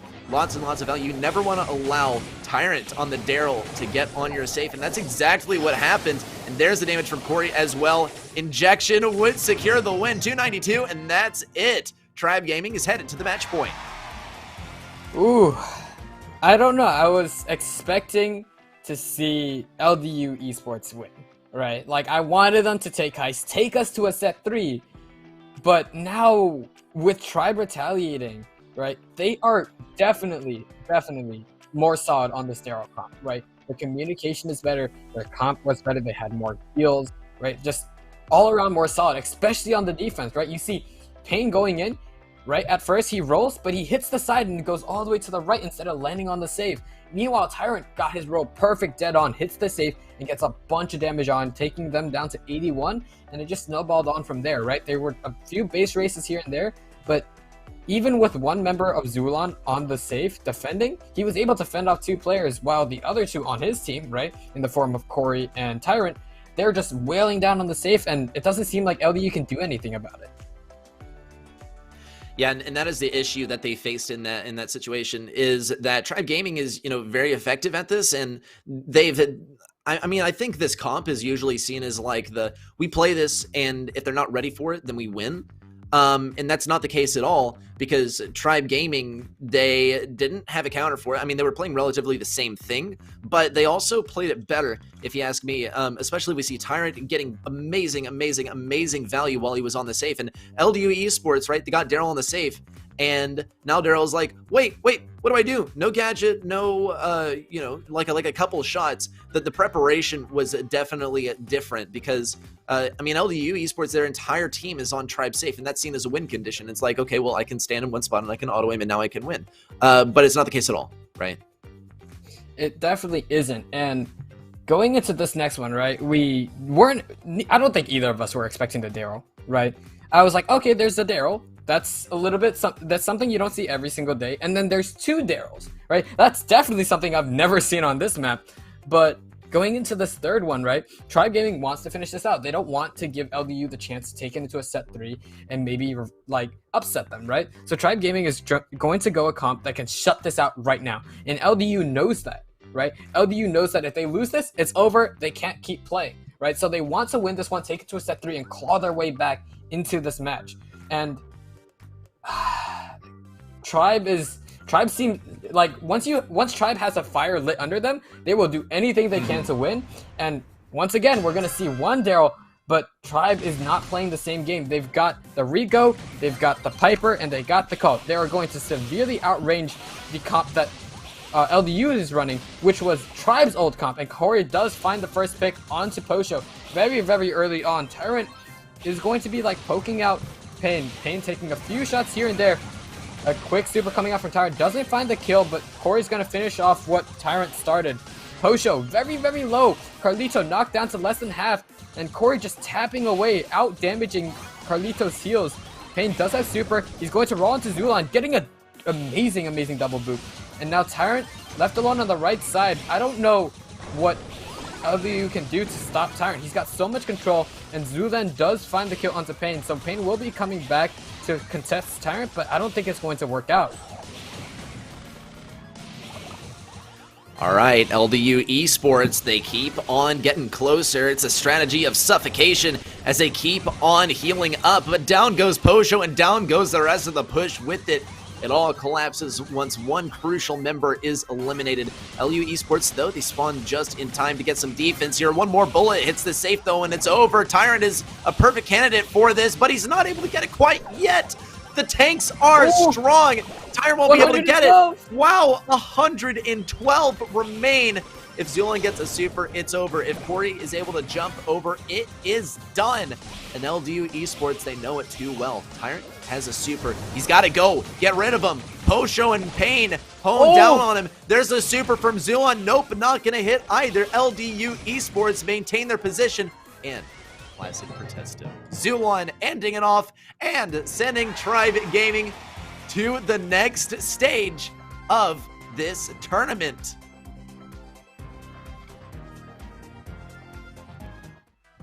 I'm sorry. I was wrong. I thought LDU could win, but I was hoping they could at least make it to map 3, alright? You don't have to gloat. I know Tribe won. Just go away. Come on. Alright. I don't know. He's a bit annoying, right? Sometimes when he's right, he just doesn't let go of it. He just keeps putting it in my face. So, Tribe wins 2-0. Now what? Right? LDU's out of the bracket, and we're looking at a pretty heated final, right? We have West Coast and Galleon Esports, followed by STMN versus Revenge Tour, right? I think STMN will beat Revenge Tour, right? And probably we're going to see another STMN versus Tribe finals. Tribe is looking strong, right? But STMN, they might still be able to claw this back, right? They might be able to upset them once again. Yeah, I mean, it's possible, right? It is sort of a toss-up because we're looking at the top 2 teams in NA, and they seem to be getting closer and closer and closer in terms of skill level. It is pretty much said that Tribe is the best, but STMN has taken them down in the past couple months. Tribe still has the most points, and Tribe is definitely the most consistent. So, I stand by what I said. It's a toss-up. If that happens first, though, Revenge Tour is going to have to get their own try-in at taking down STMN. Let's take a look at the bracket and see how things have gone down. Well, we were looking at Tribe versus LDU. There you have it, folks. Tribe will be going versus LDU. STMN taking the win over Revenge Tour, and now they got to go through West Coast again. This time, though, in the semifinals, right, they can claim some cash for that one. They would not have been able to get it if they were in the quarterfinals. So those are your semi-finalists, and only one of them will get to head on to face the final boss of NA, Tribe Gaming. Final boss is definitely right? If anybody's played Dark Soul, you know those bosses are a very, very, very difficult challenge to get through. And Tribe Gaming feels like one of those teams, right? They're very, very consistent, and the moment you make a mistake, they're right there to capitalize on it, right? Mm-hmm. You gotta be very careful with the mistakes you make and when you make them, because if it's right at the wrong time, then they're just gonna run you over and they're gonna close out the matches as soon as they can. So if STMN want to make this a very good finals, right, they're going to need to trounce through West Coast, and they're going to need to show up to the finals ready to play. Yeah, and I do think STMN will be ready to play, or at least it will be proven if they're able to take down West Coast. West Coast has proved to be a bit of a tricky obstacle for STMN to navigate in the past, and now that STMN realizes that, you know, this is actually a real opponent here, I think they'll be taking it a little bit more seriously. West Coast is pretty terrifying. Their roster got updated, and they picked up some valuable players, and of course we see a lot of J-Heart and Shine plays on this roster. So STMN, right? What are they going to ban here? It is probably going to be a Sprout ban, but as far as the other ones, I mean, West Coast, they were not even taken down when Gene was taken out of the mix to account for Shine. So here's the mode bans. Siege and Heist are going to be banned out by West Coast. STMN getting rid of Hot Zone. So Jim Grab to start things off. Good pick by STMN. Yeah, and we're gonna know what the next 2 modes are, right? There's only 5. If 3 got banned, we know Gem Grab's one, right? We know Bounty's one. And what else are we gonna see? We're gonna see the Pinball Dreams, right? Yeah.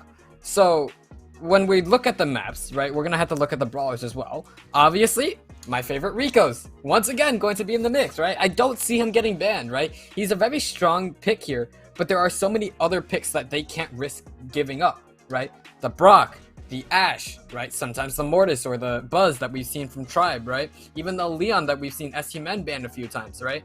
So right there, West Coast first ban takes out the Brock. Like, they just can't afford to keep it in there, and I'm expecting to see either a Byron ban or an Ash ban following STMN.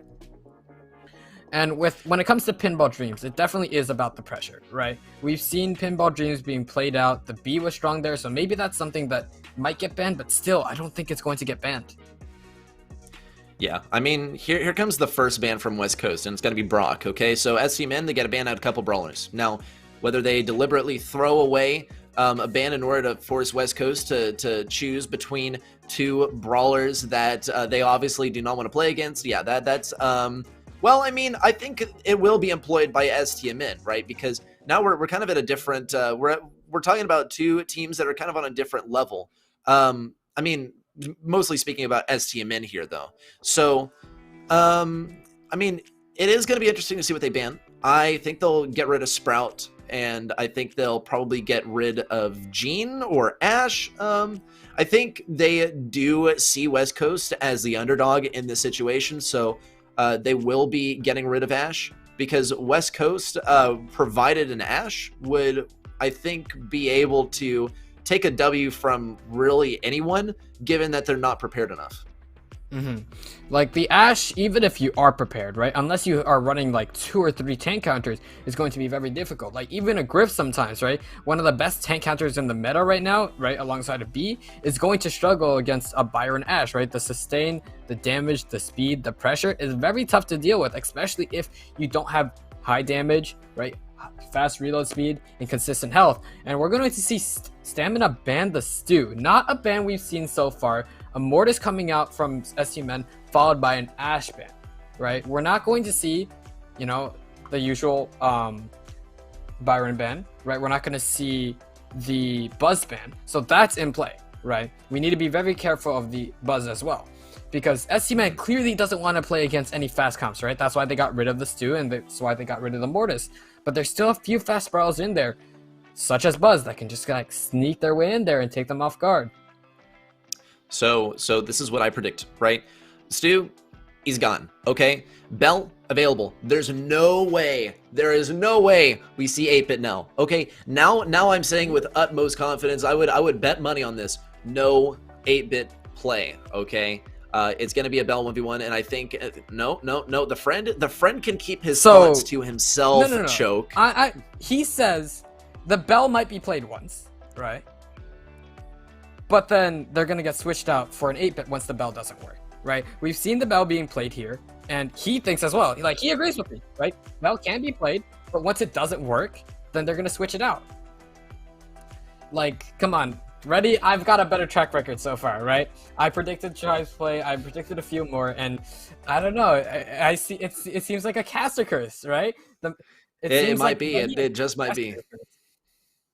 maybe I'm just stating the obvious, and they're all using reverse psychology. They're avoiding the obvious choice because, well, it would be too obvious, and they go with something else, and then that just interferes. I mean, hey, we're talking about brawlers that are good and brawlers that are common here, and yeah, you got to be bringing out the counter comps if you're the underdog in the situation, or whether you are kind of in fear of losing the match. So I think STMN is definitely, I wouldn't say that they are afraid, right? But they are definitely taking West Coast very seriously, way more seriously than they did last time, because it was a surprise to everyone, and I would say especially STMN, that West Coast was able to snag the W in our last Brawl Masters. So, I mean, with all that out of the way, this is going to be an absolute banger, and I do hope that they are ready pretty soon for that first game.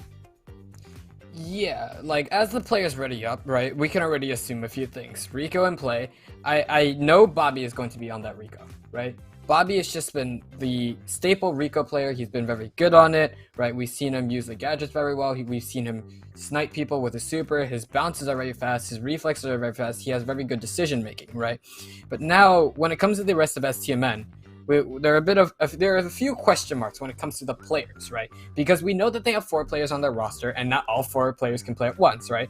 Bobby and OG are a staple, right? And we often see Toonie and Zara being swapped out, right? When it comes to Hard Rock Mine, right, the usual suspect for Hard Rock Mine is Toonie, right? He's often caught playing something like the Rosa, right? He's very good on the tanks. He's very good at applying pressure and just being that, you know, the unknown, right? The fear of the unknown. But with the brawlers that we've seen today, the comps we've seen today, tanks have not been very good, right? The Rose has been shut down, except for, I guess, in the case of Revenge Tour, right? The Buzz worked, but even the Mortis doesn't work, even with a max speed boost. So now I'm questioning, are we going to see Zar, right? Maybe we are going to see another 8-bit, right? Zar is very capable on a brawler like Colt, right? So maybe it won't be a big surprise to me if he does decide, hey, Colt, long range, high damage, shoot people, right? 8-bit, long range, high damage, shoot people. There's a lot of overlap there, and I'm kind of leaning towards seeing Zar play today. Yeah, I mean, I don't know. I don't know if I would really expect a Colt here. I mean, he doesn't really have the ability to dodge while shooting, which is a definite setback, especially when you could be facing up against sharpshooters. I mean, then you got Colt, right? You know, doesn't have a whole lot of health or team synergy. But I mean, it would definitely be a welcome surprise. I would love to see the win come about that way. So with that said, now we got to talk about other lanes. You said Rico, right? Rico's an absolute staple here and a pretty good counter to Rosa. So Rosa is going to be a tough one to play here. Then we got to think about our last one, right? And the last lane that we have remaining is over on the left, and this is when it can, you know, start to vary up a little bit. Sprout is not well, he's not banned. He is available. So Sprout could be played, but the last time that we saw Sprout played on that lane, and it was in a Rico, right? It went really, really well for the team playing Rico. So this is, I think, a logical choice for West Coast. Yeah, the left lane has always been a little bit of a contention, especially today, right? Like, we saw the Tara once, right? That didn't go too well. We saw the Mortis, we saw Buzz, we saw a lot of different picks, and I don't think the left lane is down to necessarily individual skill, but how good your mid is, right? So if your mid is able to win and apply the pressure on the left side, then you have the left lane and you can lurk in those bushes, right? Those bushes are very strong. We've seen Tyrant abuse those bushes all day long. He gets the kill, he pushes up, and nobody knows where he is, and he just dashes up, peekaboo. It's Spoopy month, right? He just scares you and you're gone, right? It's like a boo, you're back in your spawn. Ah! So I'm a little bit open, right, to a bunch of different picks on the left lane, and I don't want to put my guess on it because my reputation is at stake here, right? You've failed your guesses a lot of times. You have nothing to lose, right? My track record isn't spotless. It's a little bit better than yours, but still not flawless, and I don't want to risk that on this left lane pick here. Well, you just got to make a non-prediction, right? Say, I'm expecting that we see, won't be one Shelly. Of the brawlers. It won't be Brock. It won't be Stu. It won't be Ash. How'd you know that? It won't be Mortis. Just trust me on this one, homie. I got it, man. Look, they're not gonna appear, and if they appear, look, whoever's team is running it is going to lose, right? That is absolute given. Let's get into it. What you've been waiting for. West Coast and STMN kicking off here on Hard Rock Mine, and it's already getting juicy. Shine is going to be running the Sprout here, and that is a big flex versus the team that always bans out Sprout, especially to play Sprout at mid. This was definitely hinging on more of an expectation that a sharpshooter was going to be played, but it doesn't seem to matter too much. Also, Chepo, one of the core members that has allowed West Coast to succeed like it has, does get that kill early game on Azar on the left side and JR on the right. Wow, and STMN is forced all the way back by this dominating roster. Yeah, the Sprout pick definitely was one that I was like kind of expecting, but maybe on the left lane. But with the Shine in mid on Sprout, it's been very, very strong. He's already got 5 gems. He's throwing shots everywhere, and he's winning the lane against OG, right? OG may outrange him, but with the walls, it's a whole different story, and especially with the hedge. But Zar now pushing up on the left with the Rico, going to find substantial amounts of damage onto Shine, but he does have the grass mulcher. He's just going to eat up, heal back, and Chepo's going to clean everything up as well. Toonie is lurking by the spawn. He's going to drop the sandbags, but I don't think it's going to do much for him. Shine can still hit him through the sandbags because it is splash damage, and Chepo and Jay are going to follow him up and apply the pressure. The hedge is very good. They're going to combo the hedge with the lollipop drop, and now STMN are just forced in the back right corner. J-Heart may be on a disadvantage in terms of the brawler matchup, but he's still holding his own, especially with the power-up. Once he gets another one, I expect that he'll pass it off to Shine, and that's exactly what happened. Shine with a power-up now going to look to pick up that 9th gem. He's not going to pick it up just yet, but Chepo's going to do it for him, and he goes down. All right, West Coast very close to getting that fabled 10 gem count to STMN, though. Similar story. In fact, the same story. Oh, and down goes Shine. Chepo's going to have to grab these. Is he going to be able to get out of range? No, he's not. J-Heart goes down, and STMN is able to cascade this into a victory for themselves. They're going to have to get all the way back. If Bobby's able to get all the way to the back, then West Coast will not be able to access him. Chepo is running Invisi-Heal. He is significantly slower than he would like to be here. There's no chance for West Coast to bring this one back. They're going to have to give it another shot in game number 2. But game number 1 goes to STMN. I'll be honest, I was wrong, right? We see Zar on the Rico and not Bobby. Like, I was expecting Bobby's gonna come in, he's gonna play the Rico, right? He's going to try to contest Zulon for the best Rico, but now I'm looking at Zar. He's like, Zulon, that crown, if you're not careful, it might fall off, right? Someone might snatch it from you and put it on their own head. And Zar's, I don't know, he looks like he's got nimble fingers, right? Just snatch and take the crown, bop, right? New kick. But otherwise, I feel like that was a very close game, right? We saw the 8-8 gem ties, right? And right at the very end, a lot of long-range shots, just finding Shine, finding J-Heart, finding Chepo, right? And then Bobby being able to push into the bottom right. They need to expend 2 players on their team to get rid of Bobby, while only one is trying to, push up, regain space, and, stop the countdown. And I think that's where it all went wrong, right? When West Coast weren't able to keep the mid pressure and giving STMN some gems here and there, STMN took whatever gems they could and took even more, right? They caught up, and once it got into a tie, then things got dicey. Yeah. And I think, I don't know, will we see that in game number 2? It's I think just going to be a really close match across the board, because that was very nearly a West Coast comeback there at the end, but there's the argument to be made that West Coast had the advantage for so long, and then STMN made the complete comeback. So, I think we can expect to see even gem counts here, though what I can also say is this is when we see West Coast finally start to consider the possibility of bringing out an 8-bit here, right? STMN, they bring out the 8-bit, they've shown their hand to West Coast. They say, okay, we are bringing 8-bit to this fight. So now STMN could do the bait and switch. Now they pick the Bell and expect West Coast to try and match them. And West Coast could do much of the same. I think what's going to happen is both teams are going to run Bell, and it's going to go from there. You think both teams are going to run Bell? I definitely agree that the Sprout is not going to be played again, right? STMN have shown that although the Sprout is a threat, it's not enough of a threat that STMN will lose to this round, right? Maybe they weren't expecting it at first. OG was starting a little bit slow, but going into this next game right here, I don't see 2 bells being played.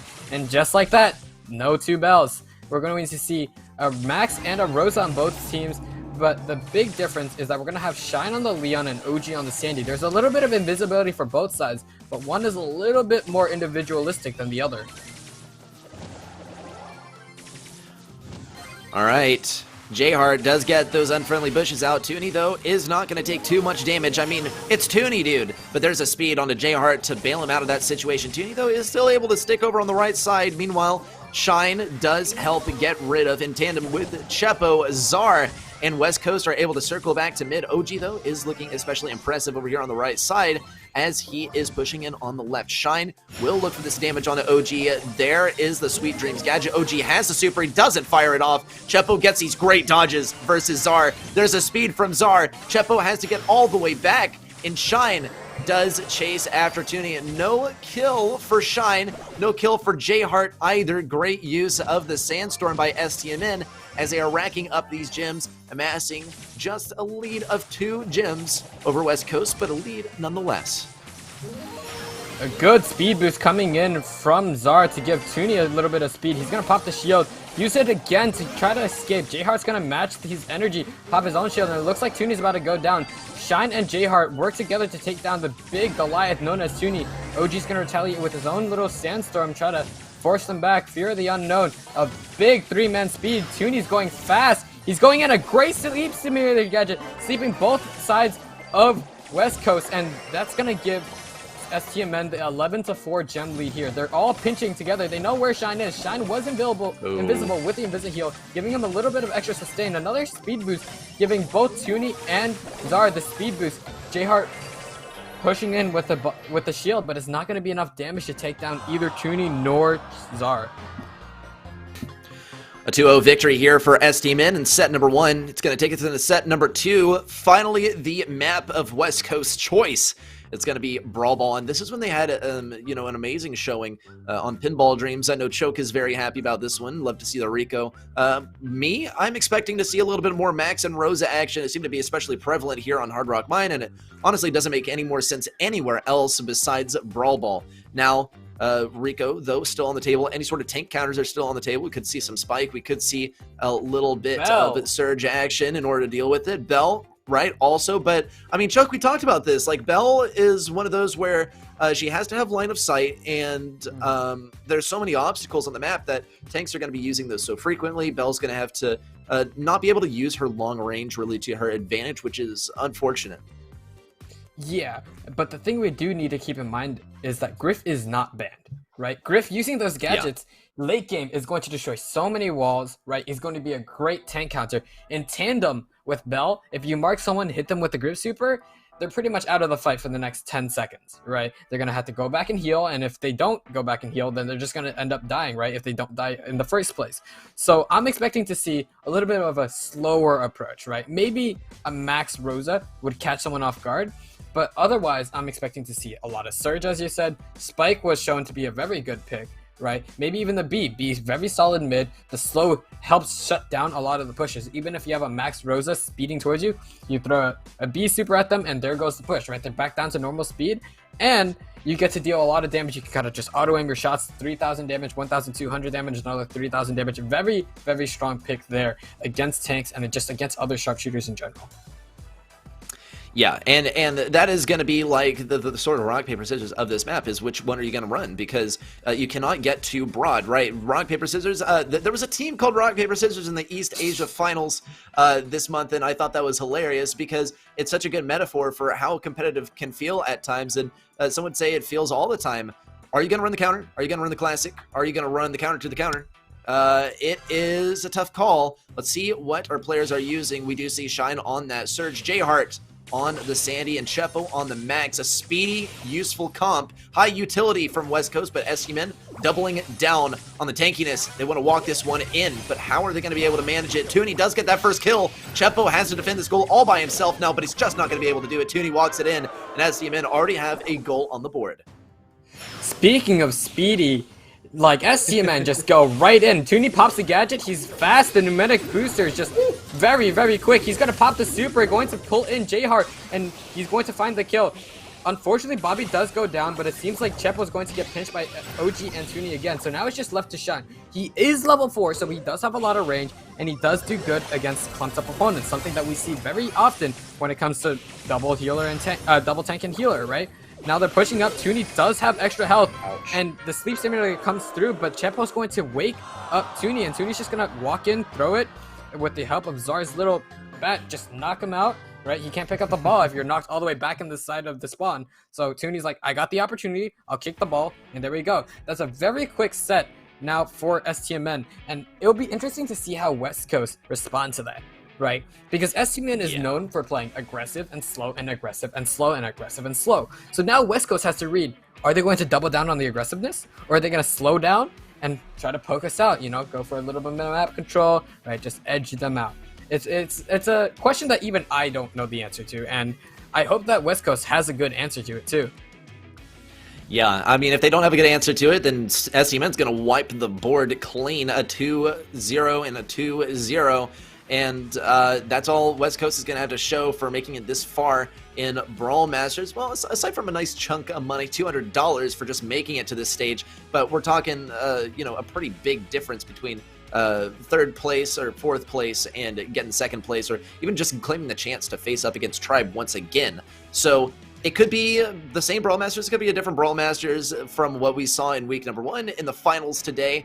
And from where we stand now, it does look like it's going to be a different one. It does look like STMN will be taking this one, so West Coast got to dig deep. They got to get their first win in here and then carry their momentum from there.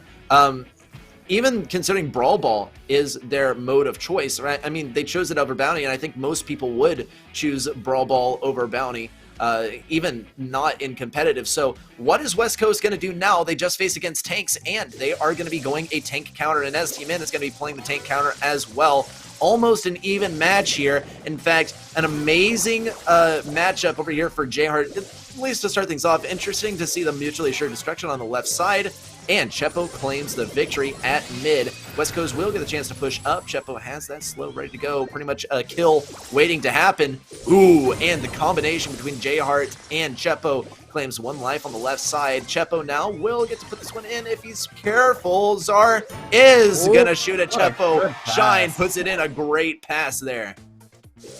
Yeah, the coordination between these two players. We saw J-Heart and Chepo coordinate that shot, taking out Toonie at the same exact time. And we see Chepo just firing another shot over on the left, helping out J-Heart win his lane, because we saw a few of those walls go down, and Chepo's like, if those walls go down, that means I can just help out my teammate. J-Heart goes for a score, but not going to find it. Toonie, a little bit of slowing happening thanks to the honeypot.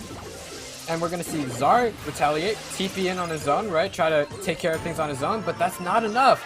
The staggered deaths are going to lead to West Coast just being able to take them out one by one, slowly inch up and take all the space, and eventually they just get a goal, right? It seems easy, right? Just win your lanes, take care of your opponents, and score. But the amount of coordination, the amount of individual skill, right, coming out of Chepo, right, just to like, you know when to shoot your shots, know when to hold on to your shots, and know how to hit your shots, right? All those supercharged shots, in my opinion, are what won that game, right? J-Heart was very good on the barley, but all that control would not have happened if not for Chepo's B. Yeah, I mean, Chepo was doing an amazing job as mid on B, and there was definitely a B diff at mid. We talked about the other lanes too. I mean, that was a great rollout there by West Coast, because they would have been countered super, super hard had they run Barley into Surge. So there was a little bit of a luck element to that one, because STMN obviously they want to face Surge up against Barley to get that early game advantage. And we did see it happen later, right? Barley was just dunked on by the Surge teleport combined with the super. And it was looking a little bit hopeless on the right side to start things off, because we saw the piggy bank go down immediately from Griff to take away those walls that, of course, Barley was hoping to use to his advantage. It was handled amazingly and gracefully nonetheless. And I mean, here's a big picture, right? Here's a big takeaway. STMN had a slight advantage, and West Coast was able to wipe the floor with them. So now STMN might just have to rely on a counter comp in order to, get a good, relatively confident win over West Coast and capitalize on this match point they set themselves up for. Yeah, when we saw this earlier with LDU versus Tribe, right? Tribe was up one set, right? And then West Coast now 1-1 on the second set, and now they have to try to take this to set 3, right? They want to make it to the finals. They want to show that their last week's run wasn't a fluke. So going into this next match, they're going to be running a very similar comp, but switching out the Surge for a Jackie. And STMN has something similar, right? They're gonna go with the Jackie as well, but Toonie this time on the Sandy. Not something we see too often, especially today. And a very, very good dodge, just narrily Zard just narrowly escaping death, and then OG just supporting him like, all right, you might almost die, but I might bring you back as well, right? A good super exchange over by Shine. Zard retaliating, pulling Shine back in. Shine gonna pull him back in. A lot of pulling back in coming back right now. But Shine is going to go down to Zard. Zard does find the better of him. J-Heart, I don't think is going to be able to find this one. OG's heals are doing a lot to keep Toonie and Zard both alive. Zard's going to push up to the Honeypot, get rid of it. So now he's got a lot more free reign. This Sandstorm is going to allow him to push up. J-Heart has a good read. He sees OG trying to heal Zard, sees the projectiles go away, and knows where he is. Chepo going to find a supercharge shot onto OG. What a great shot. Zar and Toonie now have to hold this, wait for OG to come back because they need OG for this sustain. Otherwise, they're not going to have much sustain and they're not going to be able to win this out. On the other hand, West Coast just bunkering in. All right, STMN, keep on pushing in. Zar is looking like a good candidate to score a goal here. Shine does have that super. He's able to get it out, and the ball goes right about back to where it started. STMN with the trick shot. Man. OG in a fashionable way is able to get that goal in. 50 seconds remain for West Coast to retaliate. Chepo does have that slow ready to go. Shine is going to be able to claim this one on Toonie. Toonie doesn't stay alive. Zar is able to get the kill. Chepo takes him down. This could be a goal for West Coast. They might be able to tie it up. STMN, though, they stand their ground. OG is looking more vulnerable than ever for Chepo. There's the slow onto him. And the honeypot to finish it off. 25 seconds remain. West Coast inches towards the goal. Inches away from the goal, but I don't know how close this is going to be. There's 14 seconds left. STMN is in the lead. J-Heart is going to push up on the left. Chepo does get a shot, help finish out this kill. A good mutually assured destruction between Chepo and OG. 3 seconds. Shine going to use his health to score this in. Now it's overtime. But you got to be aware of the range differential here. The most range on the side of STMN is going to be OG, and the most range on the side of West Coast is going to be Chepo. But Chepo is already down to 500, so he's got to play things slow and heal. Toonie versus J-Heart on the left side, while Zar is running in. He's gonna get the pull onto Shine. He has a lot of support from OG. A good super coming down, but 2 players on the side of STMN go down. OG 1v2 situation. He's gonna take out Chepo, but now it's just left alone to J-Heart. OG biting off a little bit more than he could chew. Shine chasing him all the way back towards the midline. He's going to go down for pushing so far. Good Sandstorm from Toonie. Now to force him back into the corner. A very good gadget coming from J-Heart. Zar's gonna run back. He's a bit slowed, but he's still gonna get the ball in time. Super shot coming from OG. Narrowly going to make it. Shine had the good read towards the end, but it was a little bit too late. And STMN is going to win this 2-0 and take Brawl Ball away from the West Coast. Unfortunate there for West Coast, but STMN, hey, they are playing for real this time, and it shows. So close there to a victory for West Coast, and really, I mean, not really many mistakes to speak of. I think the turning point was, in fact, when Shine was just shy of getting in range of Byron, and I think I stand with everyone watching, and you Choke, and also, I mean, everyone else in the match, that I thought he was going to catch up, but he was just shy, and it was so unfortunate. I think that was because of the Byron potion, right? But now we're going to take a look at the new bracket, right? We know that STMN have made it to the finals, so now we get the long-awaited Tri versus STMN Grand Finals for BrawlMSTRS. this G Fuel bracket right here is just amazing. Like there's every time, right, you think about NA, top 2 teams, Tribe versus STMN, right? There's no more kind of matchup in NA, right? And everybody just wants to see them, right? Tribe consistently the better team, but every time STMN wins, right, we're going to we all celebrate, right? Sometimes we like it, sometimes we don't expect it. Who knows, right? So we're gonna cut to a break now, and by the end of the break, I hope you guys are ready to see STMN have a chance of taking down Tribe once more.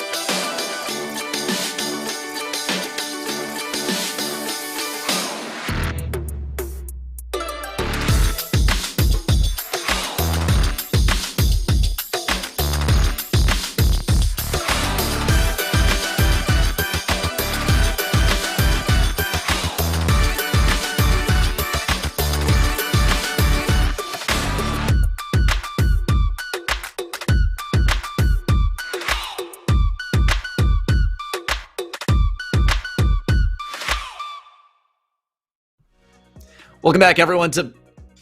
Okay, Choke is... Oh, there's sorry. Choke. Okay, it was a friend. It was a friend. Okay, welcome back, everyone, to Brawl Masters. Not the traditional reintroduction, but kind of a traditional matchup here in the finals. It's going to be Tribe Gaming versus STMN. Yeah, Tribe versus STMN. This guy right here thinks that Tribe is going to win. He's got the rational mind, right? Tribe has consistently shown to be the better team, but I believe in the heart of the cards, right? I believe in the underdog story, right? I think STMN... Get off my head! Okay. I think STMN might win this one, right? They've shown to be very strong, right? Tribe has dropped a few maps here and there, although they've been, you know, a little bit more consistent. But I still think STMN might have that surprise factor, right? This week, they've shown a lot of different brawlers, right? They show the tanks, they show the healers, they show, you know, the speed. They have so much aggression, but they are able to, like, control that aggression perfectly to win a lot of map control.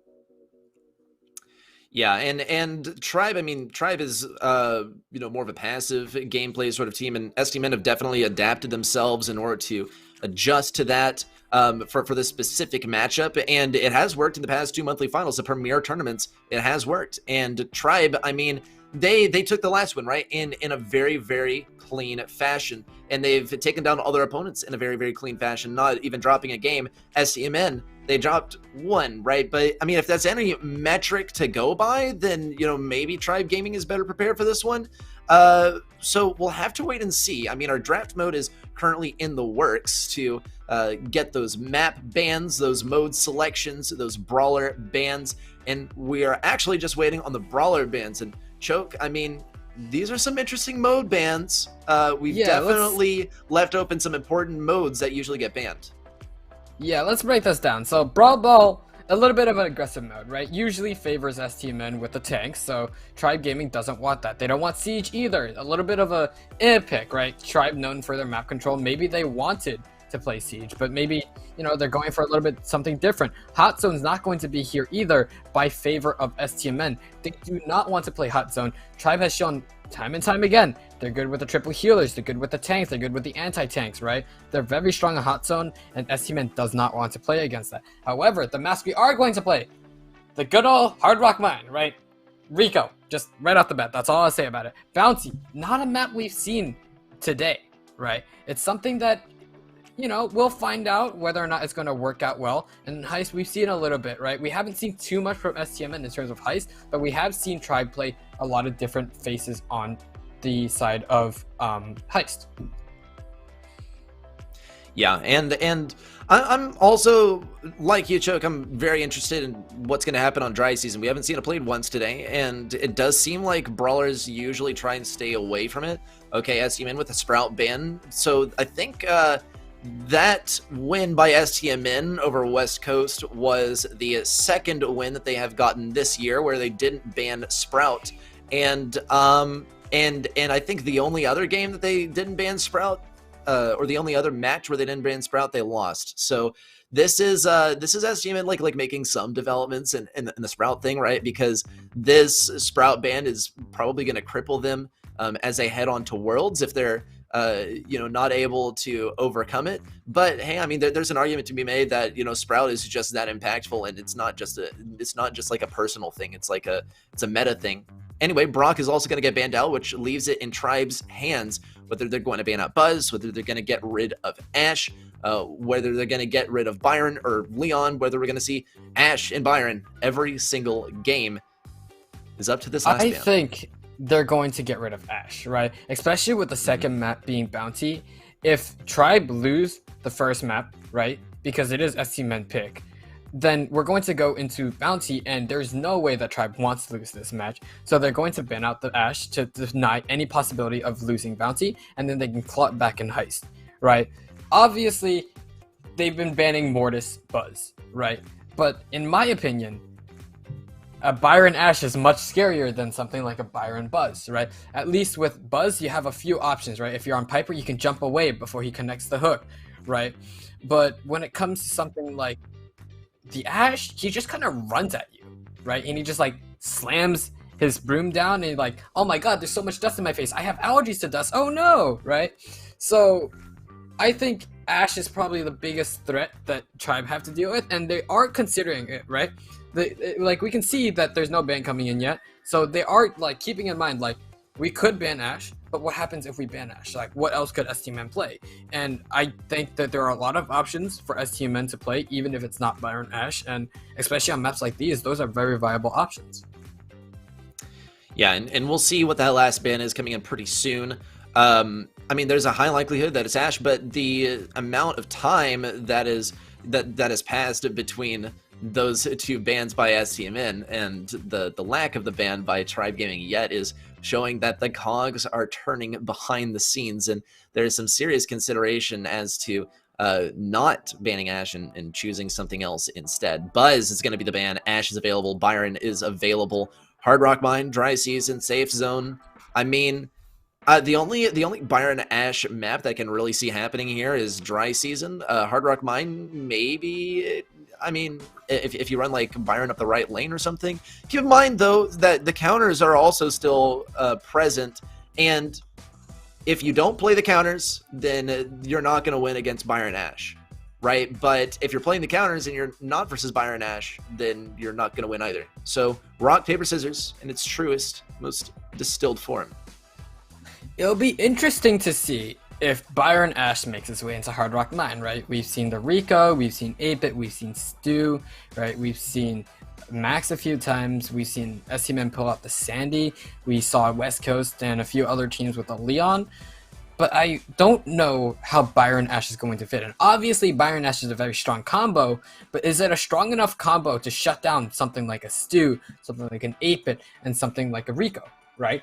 That's a very solid combination that has a lot of damage and a lot of pressure, and truthfully speaking, especially if you're up against like a Rico and a 8-Bit, I don't think Byron Ashe is enough to break through that barrier of entry, right? They're just going to keep shooting you, they're going to keep shooting you, and Byron does heal a lot, but especially if 8-Bit is going to be standing in his booster, right? He's got the damage boost, right? He's going to be wailing down at you, and you can't reach him because he's got more range than you. Once you get close, he uses the cheat chargers. Oh, there he is again, right? So it's going to be very interesting to see whether or not Byron Ashe is going to be played in all three of the maps, maybe one or two of the maps, or maybe just like Bounty, right? Or maybe he's not even going to get played at all. Like all the teams are thinking, oh, they're going to run Byron Ashe, so what are they going to run? Counters, right? So if everybody's going to think that they're going to run Byron Ashe, then nobody runs Byron Ashe. Yeah, so it's going to be an interesting dynamic to see, right? I mean, or not see. I mean, rock paper scissors this is going on behind the scenes, right? What the mental games going on are, the implications of momentum on the choices, right? What all we're going to see is what ends up getting chosen and how it all plays out. Though once we see what's chosen, we have a very, very good idea of how it's going to play out. So. I mean, as we get into Gym Grab pretty shortly, yeah, Choke, you make a really good point about the 8-Bit thing, right? 8-Bit, you play Byron Ashe into it, 8-Bit's an absolute powerhouse, right? But you also have, you also have different lanes to work with, and 8-Bit does rely on line of sight in order to hit his shots, and Ashe can clip his shots around corners if he wants. He has high mobility. 8-Bit has none of that, so that is like a differential that could allow allow for some counterplay just by means of taking a different path to your opponent. So with that in mind, another thing to consider is, I mean, maybe Byron 8-Bit.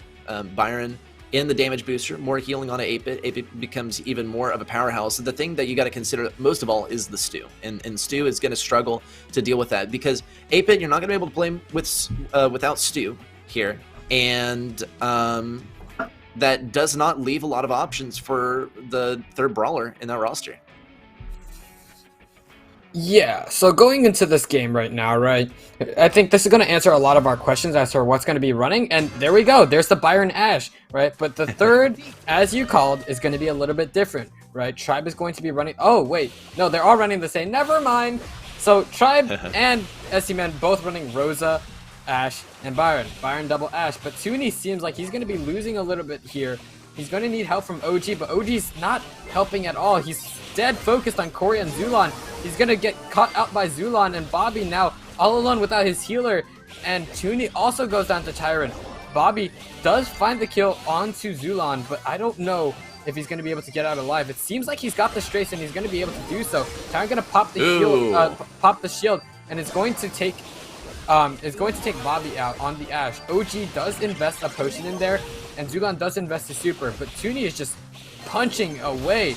These gloves are not stopping anytime soon, right? You see him go down to Corey's poison, but he'll be back soon enough. But unfortunately, OG's gonna go down. There's so much pandemonium going on right now. I think I need a break. Yeah, I think everyone needs a little bit of a break, unfortunately. That's not going to be coming for anyone. Tribe Gaming, though, might make their big break if they can get 1-2 more gems here. There's a first one. One more to start that countdown. Bobby does not let up for even a second. Zulon is going to be able to get out of there. The amount of healing is just staggering. Zulon can hit himself with the heal from his gadget. Corey hits him with the heal from his super. STMN presses ever forward. Bobby gets that heal, but now he's slower than Zulon, and there's just no chance of catching up. Toonie with a little bit more damage, but the deal is sealed. Tribe Gaming takes game number 1. I was expecting a little bit of variety there, right? Like, obviously Byron Nash is very prevalent, but maybe the third lane would be different, right? We've seen a lot of Byron Nash and, like, double tank, right? But maybe, just maybe there would be a Rico, right? Like, part of me was just wishing, man, what if Zulon goes Rico, or what if Bobby goes Rico, and they just, like, shoot everybody, like, chain their supers over and over again? But no, it's just going to be Rosa, Ash, and Byron, right? So we see a very strong lead from Tribe going out right off the start, right? Like a good push up the right side and finding Toonie early, and I think everything else kind of like fell apart for STMN after that.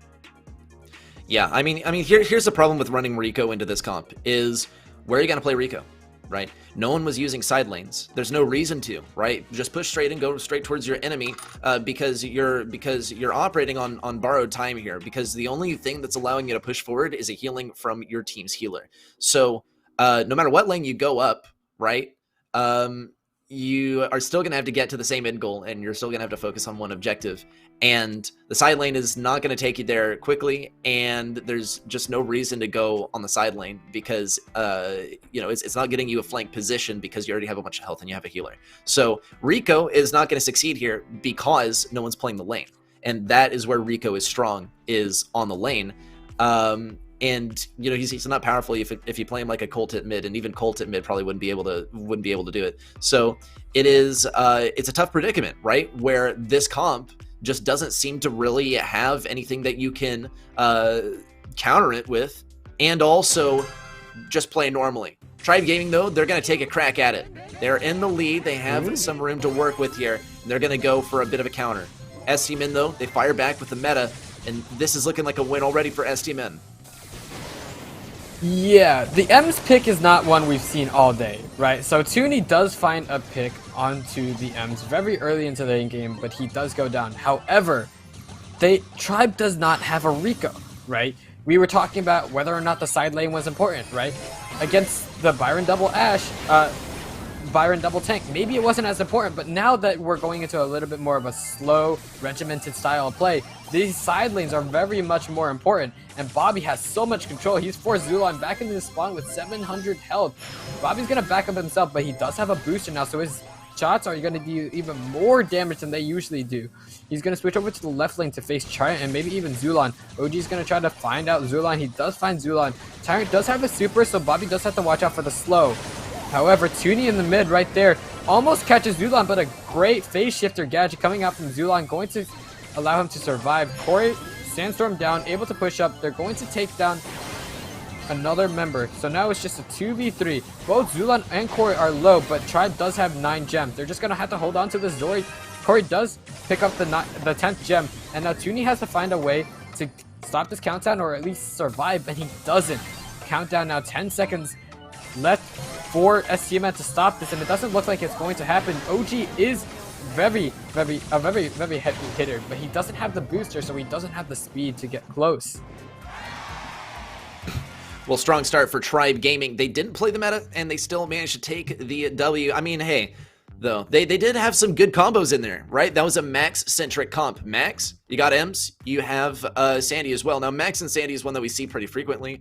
And it's clear to see why, right? Sandy already has great speed, has great burst damage. He gets close to his target, and they're dead, right? That's pretty much all there is to say. Now, Ems takes a slow brawler from the enemy side and makes it even slower. And this is especially effective against 8-Bit, and it's especially effective against the tanks that are part of Byron and Rosa and Ash. So a great start for Tribe Gaming. They picked a comp that we don't really see, but it's clear why it worked, and now they are going to be going into the mode that they chose for set number 2.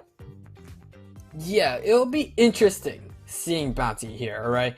Because Byron Ash isn't something that you would normally associate with Bounty, because Bounty is like very poke heavy, right? Just get the star, hide, right? Play slow, maybe even have a Gene, get the pull, right? To take back the star. But now with Byron Ash in here and seeing how strong it is, right? I'm a bit worried, right? Because the usual suspects you have like Brock, Piper, Tick, Sprout, Gene, those are gonna struggle against Byron Ash, right? You can get the shots in, you can deal damage, but can you out-deal the damage coming from the Byron heals, right? This is a very high level of play, right? And even though the players playing like, you know, Piper, Brock, Colt, etc., all those sharpshooters are very skilled players mechanically. The people that they're trying to hit are also very skilled players, right? Their dodges, their movement is very good. So unless you're hitting every single shot, Byron Ash is going to run you through.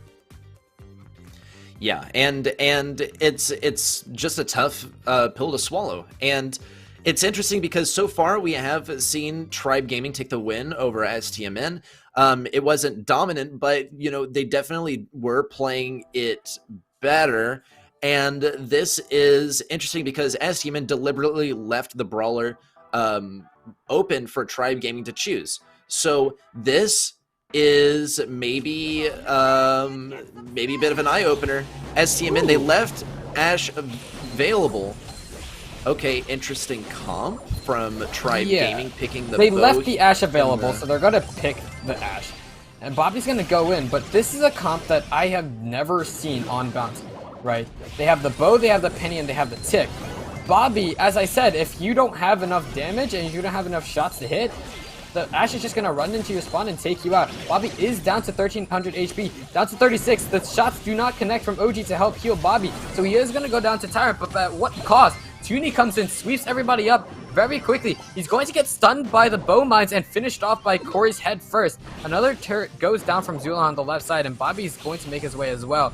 OG and Toonie on the right side, just trying to see whatever space they can make, and Tyrant knows where to place these bombs. He's opening up the map, and Zulan's doing the same, but with his turret, right? The little fires, those prevent you from going in because you'll stop healing. However, Bobby still does find a kill onto Zulan, and while he's busy shooting the turret, Zulan's already back and healthier than ever. He's going to go down. Toonie, however, does not feel the same. He's going to take out Tyrant, still in their spawn, still alive, pulls the super, but not going to hit anything because of the spawn bubble.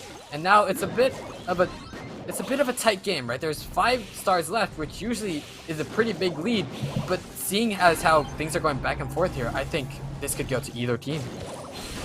Yeah, this is interesting. Tribe Gaming, they have been trailing for a while now. They're going to have to get another defense, or, and Toonie changes directions. He is going for Corey, but he's also trying not to give the lead to Tribe Gaming, or at least not let them get close to it. 15-second countdown. It's drive time for Tribe Gaming. Does Bobby have any heals left is a big question to be asked. Toonie does get a huge super here, and it's just all over. There's no way for Tribe Gaming to take this one. STMN with a photo finish, 32 stars. What on earth was Tribe's comp? Now, I see the mindset, okay? I understand the mindset. Tribe, they're going something that relies heavily on walls, and they're playing versus a team that is going to get wrecked, right, by their inability to fire around walls. But here's a problem, is that STMN farmed them for 15 stars right off the beginning of the game, and Tribe was not able to come back from that for the entire game. So, look, the decision is obviously rooted in logic, but it doesn't work. And Tribe, they gotta toss it out and try something new. Something that we all noticed, right, was just Bobby going in, right? Like, this man does not care for his life. He does not care for the stars he has above his head. He just cares about the stars that he can take from other people's heads, right? So he runs in, he takes out 2 or 3, dies, comes back, and repeats the process, right? And when Zulan throws down the turret, either Bobby goes in and renders the turret useless because it's busy shooting at him and his team can push up. Or Toonie just goes up behind the wall and shoots through it, right? Jackie can hit behind walls. She has that radius that allows her to deal damage behind walls, and she takes advantage of that. So Toonie just able to get rid of the turret, and without the turret, there's no spawn pressure, and without no spawn pressure, things start to fall apart, right? ST-Man runs into their spawn, gets a lot of kills, stacks up on stars, and now you're forced to play retake against Ashe, right? Most of the game you spend running away from the Ashe because you're scared of the Ashe, but now you have to run into the Ashe on a time crunch? That's not a good idea. Yeah, it's never the situation that you want to be in. Now, maybe if you had some time to chip him down, then he'd be a more viable target. And yeah, you would love to rush in on that guy without having to fear the consequences of getting right on top of someone's respawn and bounty. But aside from that situation, no, you don't want to be in there at all. Now, here's a big question for me, though, is like, what was Tribe Gaming's plan when they got pushed back all the way to their respawn, right? They expected to spend the entire game at mid shooting versus STMN, and this is a little more what we would expect in a game of dry season if Ashe didn't exist. Now, Tribe Gaming are running almost the same comp, so this is interesting. I wonder if STMN could have just, you know, taken the gamble and taken the win here with Ashe. Yeah, we're going to see a very similar matchup. I am in favor, however, of the Nanny, right? There's a lot more range, and Nanny's super has the possibility to take people out, right? Maybe it's not going to take them out in one shot in the case of someone like Leon, but being able to take them low and then have Bobby just finish them off with a homemade recipe halfway across the map, that's a very lethal combination that Tribe is trying to stay aware of, right? They're trying to deny OG as many shots as they can, right? The less shots he gets, the less supers he gets, the less supers he gets, the less risks you take. So it's a very logical standpoint here. Meanwhile, Bobby's going to try to, you know, use one of those very famous homemade recipes to try to hit Corey on the left side, but it's not going to connect. He's going to hit the fence. Zulon returns with his own homemade recipe, but Bobby knows better. He's a Piper main too. So he dodges it quick, and now OG and Toonie on the left side. OG takes a very quick shot, does pop the gadget, but it's not enough to survive Tyrant's assault. Tyrant does get the kill and back up, and now Tribe is leading 4-2 with the blue star. Alright, Zulon hanging out here at mid is a prime target because he's holding that blue star, and it is well known by STMN as Nanny's able to fire up that super off of some crucial shots onto Zulon. Here comes the peep. Zulon is going to look to jump away from it. Is it going to detonate at the perfect time? Nope. A bit of an overshot there. Does not work out for STMN, and Tribe look like they will be taking this one. Let's see what STMN can do as the clock ticks down. Tribe 10-2, and that is all she wrote. STMN is now going to have to fight their way out of the match point. They were going good, right? The Byron Ashe was a very strong play, and then we see something a little bit more slow, right? That slow playstyle is what Tribe specializes in, right? They just chip away, and we see Corey, so much pressure with the tick. It's a tick-v-tick matchup, and we saw the ticks right next to each other, just hugging, right? It's not very COVID-friendly, but they were hugging nonetheless. And, like, despite being so close, and despite it being so hard to aim, right, especially on throwers when someone's so close, Corey still managed to edge out Toonie, right? He got a lot of damage, Toonie was forced back, and he was able to just shoot shots all the way over on the right and, you know, force back OG. And once OG is forced back, then Bobby has a very hard time doing a 1v2 against a Leon and a Piper. Yeah, and I mean, if that's able to be replicated, then, I mean, hey, it could be STMN, it could be Tribe, right? It is seriously a toss-up here. Now, Tribe definitely are feeling more confident than STMN in this situation, right? They're coming fresh off their fresh off a win, fresh off the opportunity to grab this match point and seal the deal here. And STMN, this is a big question for them. Do they run the Byron Ashe again? Because it worked so well when they did. But Tribe Gaming are really expecting it now. They were expecting it before, but they were like, well, maybe like what if they're not being, you know, yeah. But now it's almost guaranteed. So it is mental warfare at this point, and I will not blame them for taking their time, because this is where the big money comes in. This is when they can grab a whole wad of cash. Yeah, right.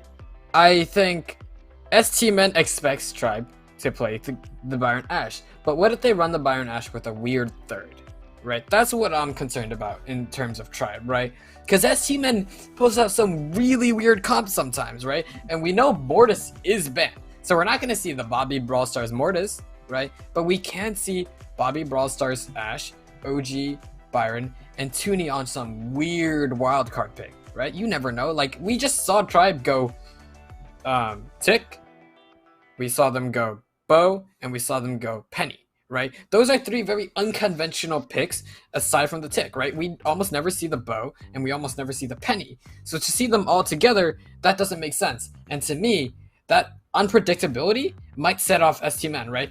If STmen expects this, expects that, and the Tribe just goes in with a really weird pick once more, then I think it's safe to say that it's over in favor for Tribe. Yeah, so I mean, there's really not much to predict. I mean, we know the options. The question is, what is the enemy going to decide to run? And this is the question for us. It's a question for STmen. It's a question for Tribe Gaming, and really everyone as they go into the match. And there are definitely differing opinions from one player to the next. So that is the cause for discussion here. So it'll be interesting to see how that turns out. STmen, though, are definitely in the underdog situation here. Tribe Gaming have obviously been preparing super heavily for Worlds, and the consistency is off the charts. Yeah, so now with STmen backed against the corner, right, we're gonna go see what they can do, and this time Tribe pulls out the Byron Ash themselves with the Jackie as well, and STmen does not have the Byron Ash. They're going to be running a Piper, a Bell, and a Tick, right? You've been preaching about the Bell all day. Great all-around pick, great tank counter, and now we're going to see OG have a chance of being the tank counter that you wish for. However, Zulon, speaking of tanks, is going to push Bobby all the way in the corner, and he's going to take down Bobby. Bobby just standing still. He's like, I could jump, but it would be a waste. I think I just call it quits now, respawn quicker, get back to the fight again, right? Tribe, you know, they're a bit split up, right? Tyrant's all the way up there by himself. Zulan's in the back left. Corey's in the back right. So there's a little bit of a separation, and that allows Tyrant to go down. And now STmen only need one pick to find this, and they do have the red stars. They have the blue star. So if they just hold this, even if one person goes down, right, as long as that person only has 2 stars in the case of Toonie, then they'll be safe. There's a nest egg by Zulan. So now, I don't know, Tribe have to proceed very carefully now. Yeah, and Zulon is going to get hit with that last hurrah, but he commits full send. All gas, no brakes. Zulon is going to stay in. Corey does miss a heal, and that is going to cost them. And STmen now has the blue star. Tribe Gaming, though, they can still push in. Corey has a super ready to go. Not going to take too much damage. OG, though, is going to land that damage amp on Zulon, and that is unfortunate. Zulon might just commit here and hope that he gets taken down pretty swiftly so they can get rid of that mark. Tyrant, though, on the right side is going to keep on taking major damage. No kill on the Bobby. There it is. And Tribe Gaming now are just losing by the blue star. Zulon needs to stay alive. There's the pull in. Tyrant tries to capitalize on it, but can't do so. There's the damage amp hanging over his head. It looks like a win for STmen. No, Tribe! They take it back. Bobby has to get this kill on the Tyrant. Tyrant's so vulnerable. It's not gonna happen. But is he out of reach? STmen, Tyrant, why are you so aggressive here? And STmen are gonna get taken down by just 1 star. Tribe Gaming are your Brawl Masters champions for week number 2 again. Tyrant scared me there, right? Tyrant, like, 1 death and STmen would have taken it, right? And the gall for Tyrant to just run straight towards Toonie, go like, I have 4 stars, right? If you want to win, you need to take me down. I'm going straight to you, and I have the blue star, right? So they're just running straight towards the side of STmen spawn, and he's just so confident. He knows he's gonna win this, and just know, like, they're gonna win 2-0. They're gonna sweep this, and STmen doesn't, you know, they don't triumph over Tribe this time. They don't even take 1 set off them. Yeah, not the position that STmen wanted to be in, but it's the position that they found themselves in. Always going to be such a close game between these guys. Let's take a look at the bracket. And, well, we know how things turned out, but we want to see how they got here. Tribe Gaming are your champions of the second Brawl Masters qualifier. Let's take a look at how they got here. First versus Vatra Diamond, then versus America Decali Esports, then LDU, and finally through STMN. Huge, huge, huge stuff. What a great performance by Tribe today. STMN put up a good fight, but unfortunately in the finals they weren't able to pull it off. So Tribe, that trophy right there in the top middle, right, just plastered. Tribe Gaming trophy on the right, with the right on top of the G Field bracket. I couldn't ask for a better way to present this team. They just showed such great consistency, right? And we're gonna go into the leaderboard in a second, and we're just gonna see how far ahead Tribe actually is, right? It's gonna put into context just how good Tribe is compared to the rest of the team. We're gonna see Tribe Gaming leading with 30 points, West Coast with 22, LDU with 20, STMM with 18, Revenge Tour 16, Gallant 12, Vatra and Quantum tied for 7th and 8th with 6 points each. Yeah, definitely an interesting leaderboard here. I mean, STMN, they are way lower than we'd expect usually, and that's because they got knocked out in the quarters last time by West Coast, occupying the 2nd spot. LDU also is looking pretty good. They've made it to the quarterfinals now, and well, the semifinals a couple times in a row. So great consistency for them, and it could end up qualifying them if they play their cards right. So that's our leaderboard for North America. We still have another open qualifier left, and the last chance qualifier to follow that. Last chance qualifier, the prize for that one is an entry into the playoffs. So, I mean, it's an excellent dynamic that we have here at BrawlMSTRS. Once again, congratulations to Tribe Gaming on the huge win today. Yeah, all the teams here have had a phenomenal showing, right? Even the teams that, you know, maybe we counted out, maybe we don't know them, right? They've shown the potential that, you know, with a little bit of practice, maybe some luck, right, they could become a household name one day, right? We've seen STMN not in 2nd place, not even in 3rd place. They're down in 4th. If they can make it, if West Coast and LDU can take over STMN, right? Take the 2nd and 3rd spot. What's to say that Gallant Esports can't take 3rd, right? What's to say all these other teams can't overtake STMN or just overtake each other, right? Although Tribe seems to be up top, right? Crown the Kings, El King Zulan. You know, you never know when there could be a prince, a queen, right? A jack ready to just come and take that spot of royalty. Yeah, well, I mean, those questions will be answered in the next couple of rounds of BrawlMSTRS, and of course the playoffs coming up later on. Same time, same place here on Twitch or YouTube. Guys, I want to encourage you to all follow the G Fuel social so that you can keep updated and also be in the know for when it is the community's chance to determine what the map rotation is going to be for the last chance qualifiers and for the playoffs. With that said, though, this has been BrawlMSTRS. A huge thank you to G Fuel for powering us here at BrawlMSTRS. And Choke, it's been an absolute pleasure working for you the first time. And as always, thank you to production for putting on an awesome show. And thank you to you guys for turning out today. This is BrawlMSTRS. We'll see you next Friday.